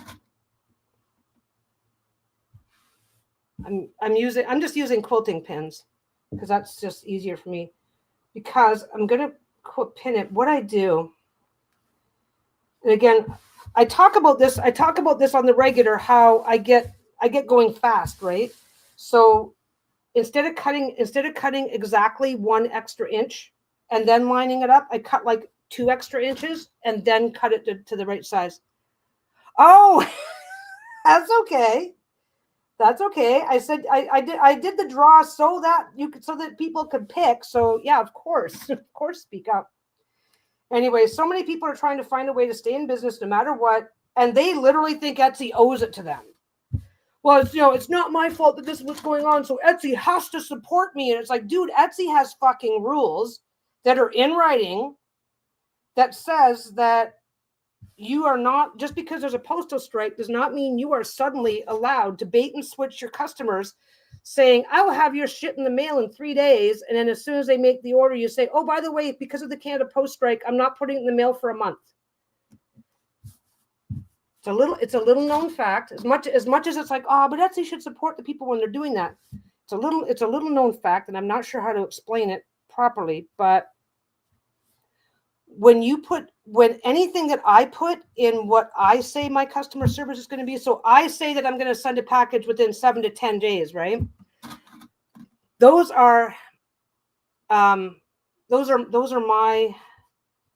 the promise I'm making to the customer. And if I don't keep my promise, then it's a problem. You can be late once in a while, right? But you cannot have 100 orders that haven't gone in the mail and you're still taking new orders. You can't have that. You can't say, so basically it's like, you cannot say, my policies are this, so I don't have to I'm not giving you a refund because my policies say this. It's like, my policies also say that I will ship within 7 to 10 days. If I do not do that, I am violating my own policies. A policy is a promise, right? If you cannot keep to your own policies, your own promises, then no. So anybody so it's like if you've bought something and they wait for and 3 weeks later, you're like, why is this not in the mail? You said this ships in 3 days. Oh, I've got some stuff going on. You have to wait. And my policy is I don't give refunds. It's like, well, your policy says you also ship within 3 days and you didn't. So yes, you owe me a full refund. End of story. You do not get, or they'll go, I only give refunds minus shipping. Hey, you're the one who screwed up. You give me a full refund. Well, no, I don't do that because, and it's like, nope, yes, you do. If the problem is because you didn't keep your promise, or because if the problem was caused by you, I'm not responsible for a postal delay. Well, you are responsible. You said you were going to have my package in the mail in 3 days and you didn't. You're violating your policies, right? But anyway, there's always one fuckwit that's wrecking it for the rest of us. And the unfortunate problem is because it's people's money, that fuckwit then goes and they go, Etsy is so horrible. They did this and they did this and they did this. And then people believe it. Right? Which is really unfortunate. It's like, I'm sorry that, and sometimes you get caught up in a clerical error and it's really not your fault. But with 10 million sellers, they're not going to prioritize your $200 a month business. It's just not going to happen, right? Sometimes shit does happen, and that sucks. Anyway, I've been bitching about this all because I run. Okay, I'm staying the fuck out of it. I'm fine, but I run a Facebook group for sellers. So even though I'm not personally affected by it, I am in the middle of it every day because now somebody comes in and goes, "This is what's going on," and it's like, what you're talking about is because I know it's my job to know what the policies and all that shit are, right? I came in and somebody was talking about, I'm just making my customers wait. Michelle says, I switched from my phone to my desktop computer. Now I can see other people's comments. This is much better. Hi again, everyone. Well, I'm glad you were able to see enough to get your entry in. But anyway, so my group has been a shit show of epic proportions.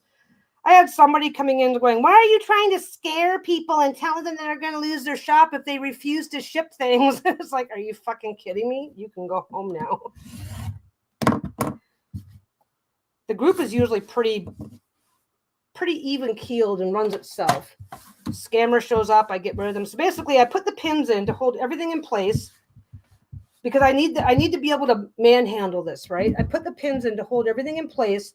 So now, instead of cutting for the extra inch and then having to figure out, get it all lined up, now it's just done, right? Everything's pinned into place.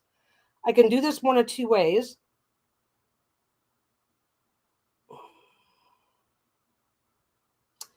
Okay, I can do this one of two ways. I can do this. I'm as long as I am even tempered about it, I can just start here and then do it as I go, right? Or I can put the whole thing into place and pin it down.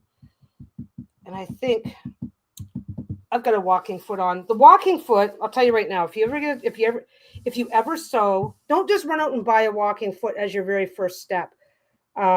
It does take a little bit of practice, not a lot, not a ton of practice. It takes a little bit of practice to get used to a walking foot. So, but if you have a chance, if you are sewing, or if you kind of, it's like I'm going to be doing a lot of sewing, it's worth it. If you're going to be doing a lot of straight stitch sewing where you're just sewing straight lines, it is kind of sort of worth it to get a walking foot and get a little practice in and see what you think of it, because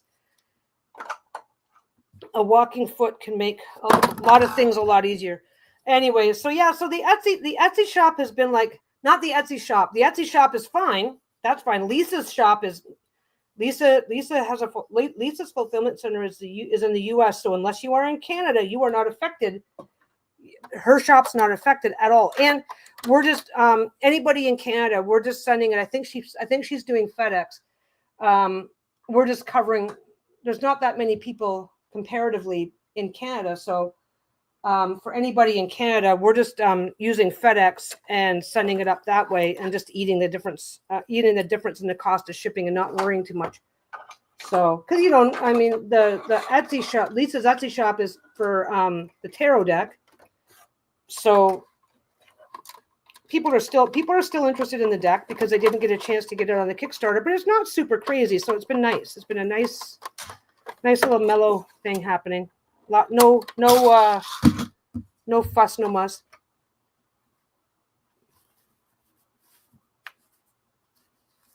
Yeah, service and keeping our word is most important. But the problem is, you know what it is? Okay, this is something I say all the time. The problem is Etsy is the perfect platform for beginners. I started off as a beginner. It's like, well, I don't know what I'm doing. Yeah, it's like, well, you just sew some stuff. We take a picture. We'd see what happens, right? That's how I started. And it's like, but then people are like, oh, I heard about, I'm a bored housewife. I heard about this Etsy thing. I want to contribute to the family, but me going out for a day job isn't going to be a good thing. And then they start, okay, if you want to grow, if you want to get good at what you're doing, you got to take yourself seriously. But what they're doing is like, I'm an expert. I want to make $1 million a year. And now I'm just upset. And I don't know how to describe this. There's nothing wrong with that, but they're listening to all the bad advice. And everybody on Etsy started off as a beginner who knew nothing. And some of them got lucky. I know some people who started off. I know a guy who started off on Etsy. He was just doing the little Christmas markets and stuff like that once in a while. He wasn't going crazy. It was just something he did for a hobby on the side, right? And then he got laid off. So he already had an Etsy shop, but he started putting more energy into it, put a few extra products into it. Boom, all of a sudden he's making over $100,000 a year doing Etsy. This is awesome. But and I was chatting with the guy. He's like, but I didn't walk in thinking I was some business mogul. A lot of people, I would, if anybody has a product that they think they might want to try and sell for a few bucks, open an Etsy shop, see where it goes. But people are starting their shops. You know that saying, judging your success by somebody else's highlight reel, right? Like, and this is what they're doing. And then they're not happy because it's not, they're not happy because it's not working out the way they want it to. And they do. Especially when COVID started, it was crazy.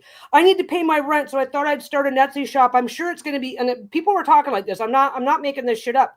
People come into my group. People would join in my group. Yeah, nothing wrong with having my God, I had enough ambition to go, well, as long as I'm meeting my goals, I'm fine. I can keep doing this. I can keep doing that, and that's fine. During COVID, for every product that I made, for every product that I sold, I bought enough fabric to buy at least 2 more so that I could stockpile. I can probably sew. I went to the store and I bought this, right? It's not gonna, I'm still buying fabric, but if something changes for me, I can keep doing what I'm doing probably for another year or so, just with the fabric I have on hand. I guess that's not true because I do need certain fabrics like the backing fabrics. I still need to keep buying, but I've got lots of, I can start. I want to get into quilting now. I can. Quilting's fucking expensive. First quilt I made, it cost me $600 for the material. It was fucking crazy. So yeah, so see here, I don't know if you guys remember me pointing out that purple. Let me see if I can get a little closer. See the purple that I left when I was cutting the centerpiece out? That purple is now covered up. Anybody whose plan is to play along at home, just remember, if you're gonna do something like this, if I were doing this with these dark colors on a white, then that purple might show through. So if you're going to be using lighter colors, then try to make sure. If you're going to be using lighter colors, then try to make sure that whatever color you're using, I got to get this up a little bit narrower. It's still going to cover that a little bit, but it's not going to be as bad as I thought it was going to be. So if you're going to do that, just double check to make sure that edge, that area that you're going to be covering up, make sure it's not so dark or so contrasted that it will show through. Because if this was a white, if I was putting a white over top here, it could potentially show through. So just double check that. Obviously, I already knew. I didn't have to I didn't have to think about it. It's like, yeah, it ain't showing through. So I didn't have to worry about it at all. And 99.9% neither will you. So yeah, a walking foot, because I've got one. Okay, I've got, how many layers have I got? I've got this folded in half and then folded in half again. So I've got 2, 3, 4 layers of fabric and 1 layer of batting. So when you start getting that thick, then the foot here, this area of the foot can start pushing your fabric forward and getting. I'm using blue thread. I'm sorry, I switched out to a blue. It's still visible. The blue is, you can still see it if you're looking for it, but I switched out to a blue to get a better contrast on it, because I'm sewing through the blue on the top and the blue on the back. So I switched over to a blue. I did this stitching though in black.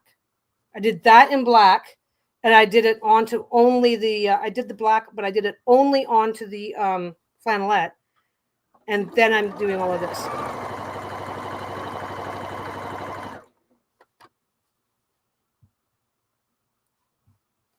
So anyway, yeah. So I guess it's been key. You know what though? I will say, there's a lot to be gained from. Okay, I don't let some of these online selling groups, you go into them and they start talking about all sorts of stupid shit. Like they're scamming. Hey, how do I sell my account? Like they get weird, right? And I don't allow any of that. My group is small enough that I don't have to allow any of that shit. So we're pretty good at making sure that stuff stays out of the group. But okay, so what I'm gonna do.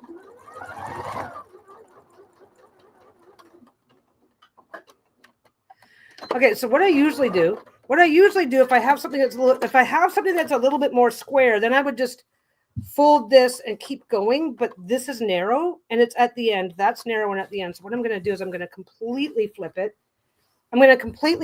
Do this side, then I'll do the two ends. I think it'll look more consistent and it'll look more even. Anyway, yeah. So it's been a big bitch fest. Whenever something dramatic is happening, and as a Canadian, a postal strike is pretty fucking dramatic if you're.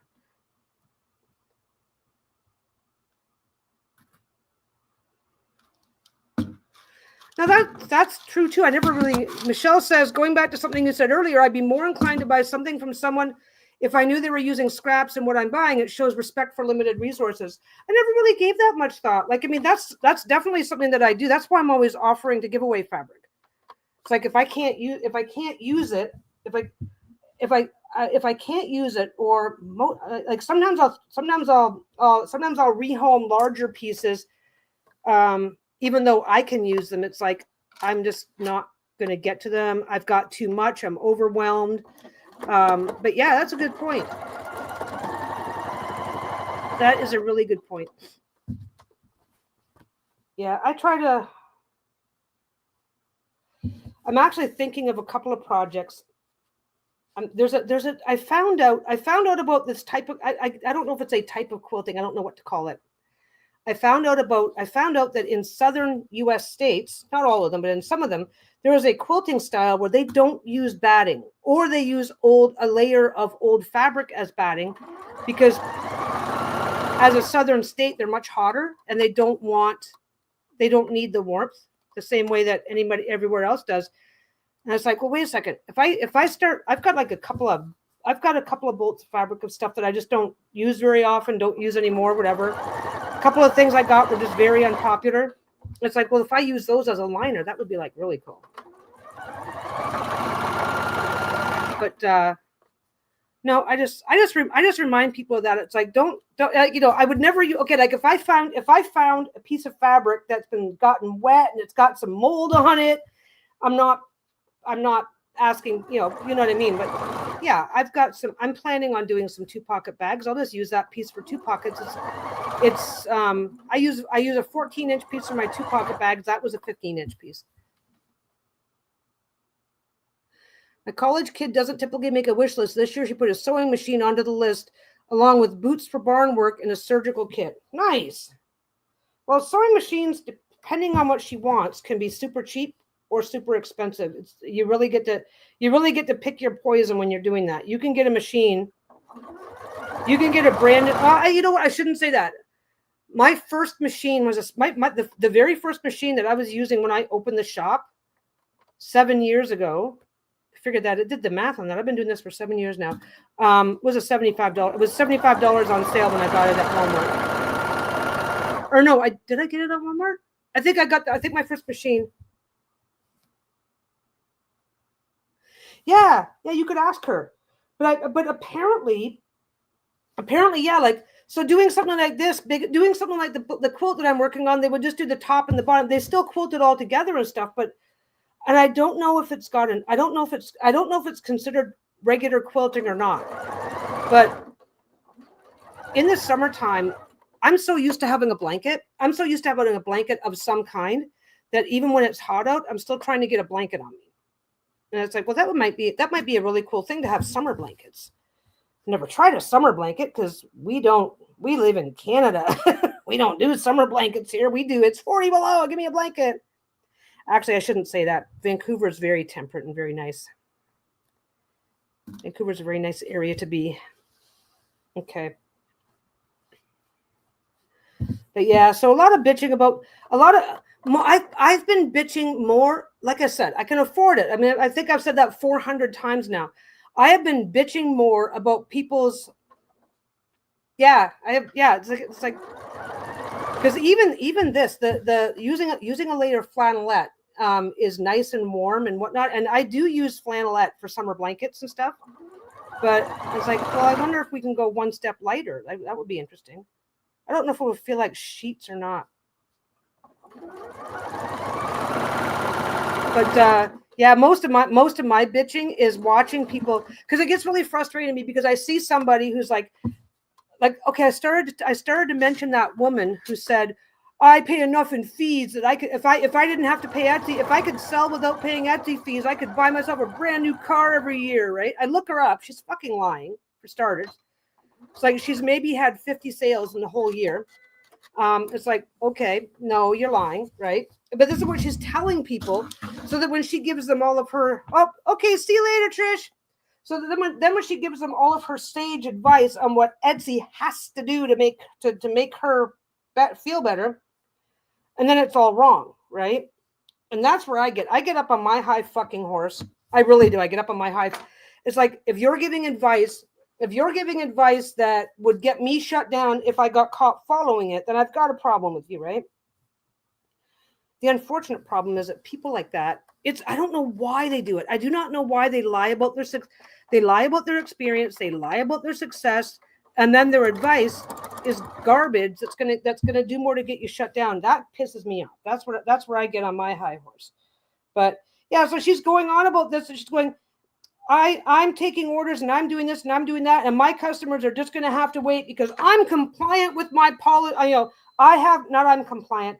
I have my policies and I'm going to stick to my policies, and I pay Etsy. So, Etsy owes this to me. And it was fucking crazy to hear her go on and on and on. Every single bit of it, getting people spun up.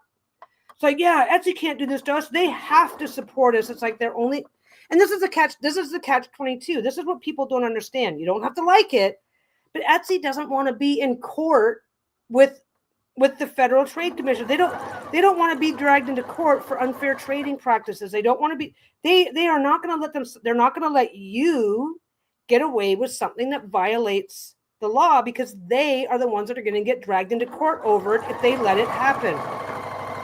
If it comes to anybody, and this is the thing, this is where you have to, okay, whether or not you trust big business, and that's a whole separate conversation, you have to take big business aside, because without the Etsy platform, I'm out of business. And they're not doing it for shits and giggles. It's like,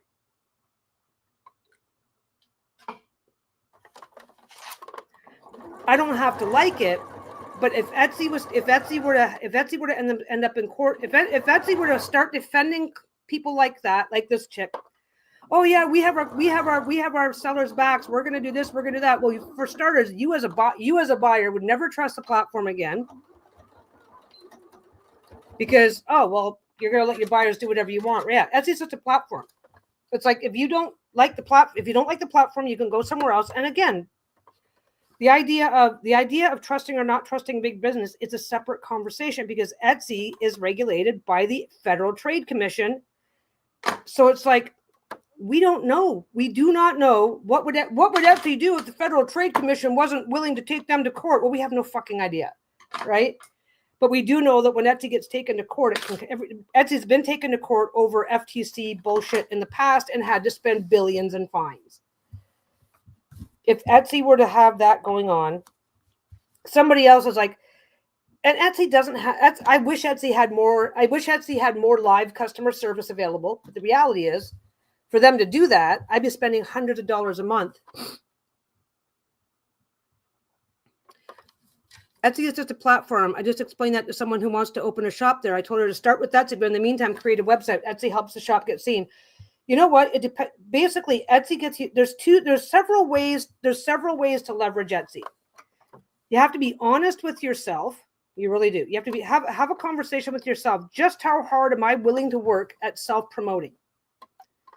And if the answer is, well, not very, I shouldn't have to, my product should speak to it for itself, then it's like, well, then you probably want to be on a site like, if your product qualifies under Etsy guidelines, then yeah, you might want to consider Etsy.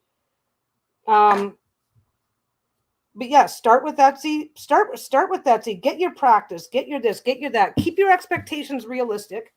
Learn what the rules are. Because I'll tell you right now, once I learned what the rules were, it's like I'm not in a position where I'm getting decent sales. I'm getting enough sales to keep me happy.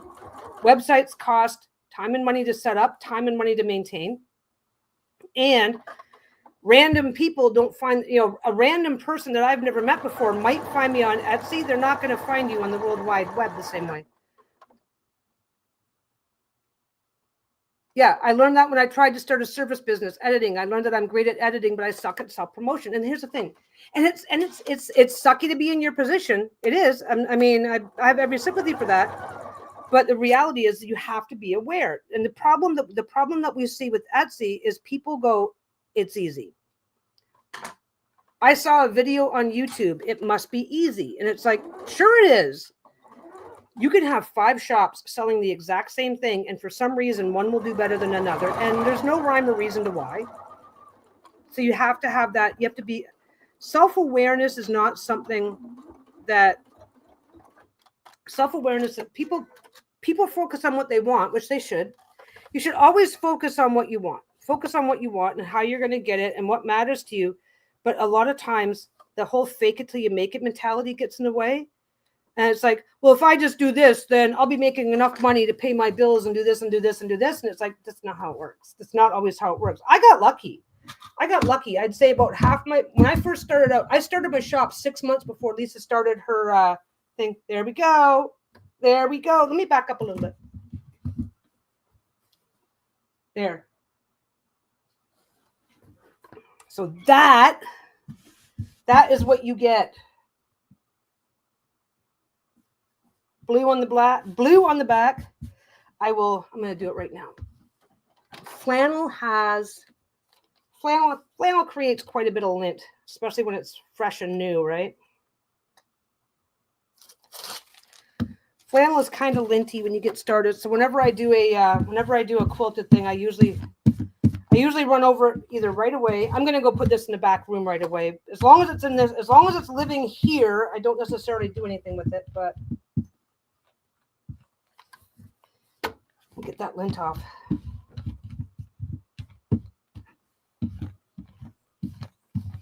There.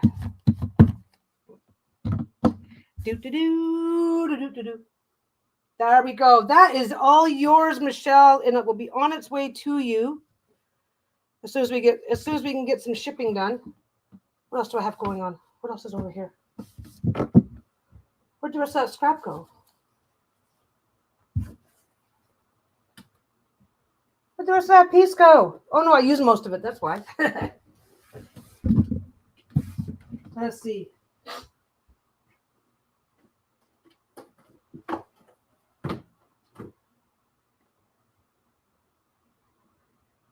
Aha.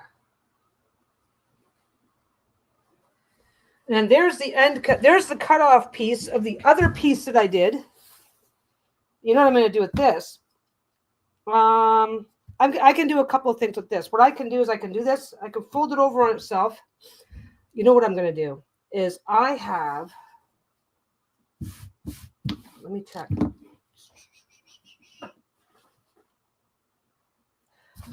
Let me check my little folder.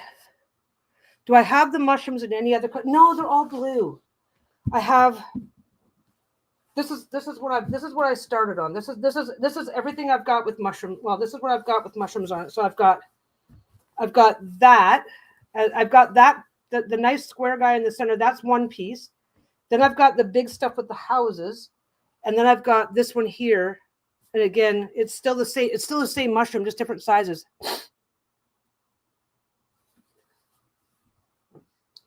Yeah, the blue on black, I kind of like it. But this is what I was working on earlier. That's going to be the center of a quilt that I'm making. Just that the other pieces, I didn't have the time or the space to set them up. I just wanted to get online because you know what? Lisa and I both had the same cold. I thought I had. I guess I didn't have as big of pieces left over as I thought I did. Thought I had some bigger pieces left over. I'm going to put that over there. Oh, I'll be right back.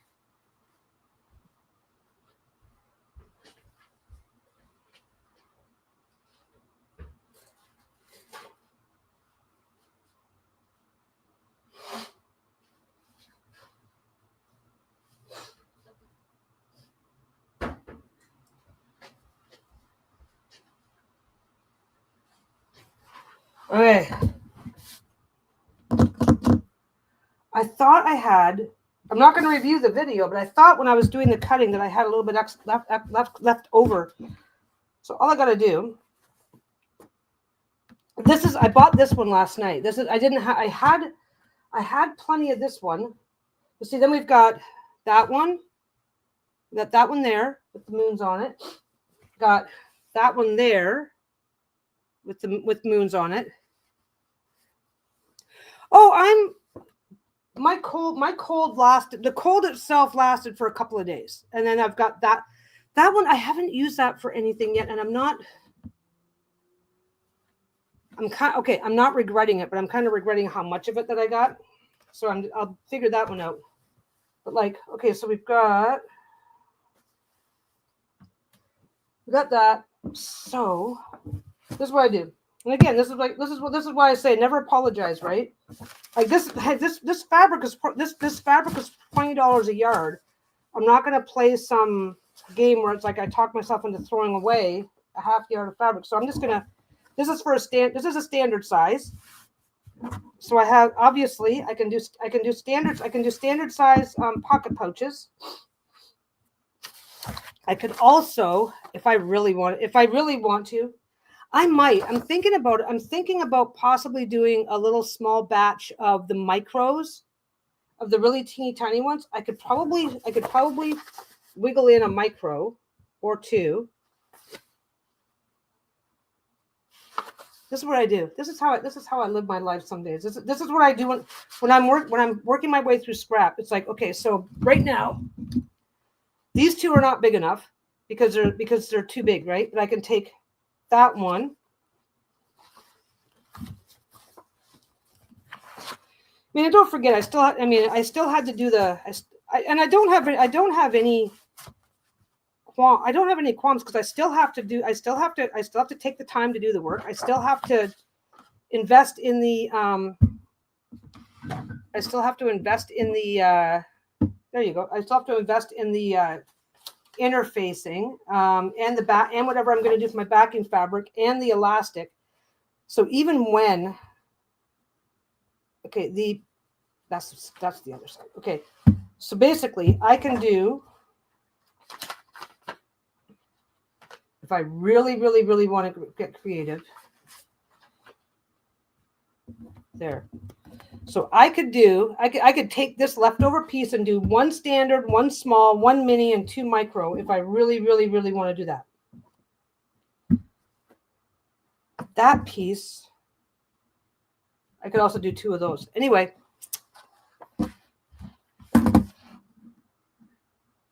Lessons are over. Bespoke deck and bag matching. I don't know. I tried that early on doing sets. I tried that doing early on doing sets, and people that want the bags don't necessarily want them as a set. But then again, I mean, I'm always up for a special request. So it's like, oh hey, do you have any of that fabric left? I would love a reading cloth, or I would love a bag. I'm always up for that if I have the extra fabric. I'm not 100% sure what I'm doing with this yet though, because I've got another quilt project on the go. But if I end up not using that for the quilting, that's what I'm going to do. And then I have enough of this for one. But anyway, yeah. See you later, Blue. But no, a lot of bitching about the strike. Which is to be a lot of bitching about the strike, which is to be expected. But most of my bitching is related to how it's affecting people in my group, because the bad advice that's going around is fucking crazy. I am, like I said, I am just marking everything as shipped. You get caught doing that once. One strike and you're out. I came in two or three. There was like somebody made a comment about that, and there was a couple. Oh, how does that work? Do you just do this? How do you communicate with your customer? Oh, I just tell them thanks for your order, and since I don't do refunds, I'm just going to send this out when the strike is over. And they're putting it in writing for these people, right? So basically, you're breaking the rules that the FTC has put in place. This is not an Etsy rule. This is a Federal Trade Commission rule. This is a Canadian Anti-Competition Bureau rule. Canadian, yeah. There's several different things. This is actually addressed in various laws and legislations in both countries. Oh, I just do this and I just do this because Etsy said they'll support us, so they're going to have to just deal with it. Okay. Oh yes, you go. Oh, 8 a.m. Ugh. Yeah, if I'd have been more on the ball today, I might have come on a little bit earlier. But I always say that and I never fucking do. But yeah, coming in and trying to fight against all the misinformation and people thinking that Etsy has to let them do this. It's like, it's fucking crazy. That's been my thing. But you know what? I guess it's been keeping my mind working and my things going. Yeah, you go start dinner. Everybody's got to go, and that's fine because I got to go in a minute too. So we're all good. But it was fun hanging out with you guys. And like I said, this cold was not a problem. I was like I'm a little whiny for a day or two. By day 2, I was feeling all the way better. But you get a cold and you're hacking and you're coughing. If I all over a piece of fabric, I'm throwing it away. I'm not doing that. Okay, let me back up. No, even that. It's like I don't want to be sewing through a piece of fabric that I've like spewed all over or whatever. So it was more of a keeping things clean thing. But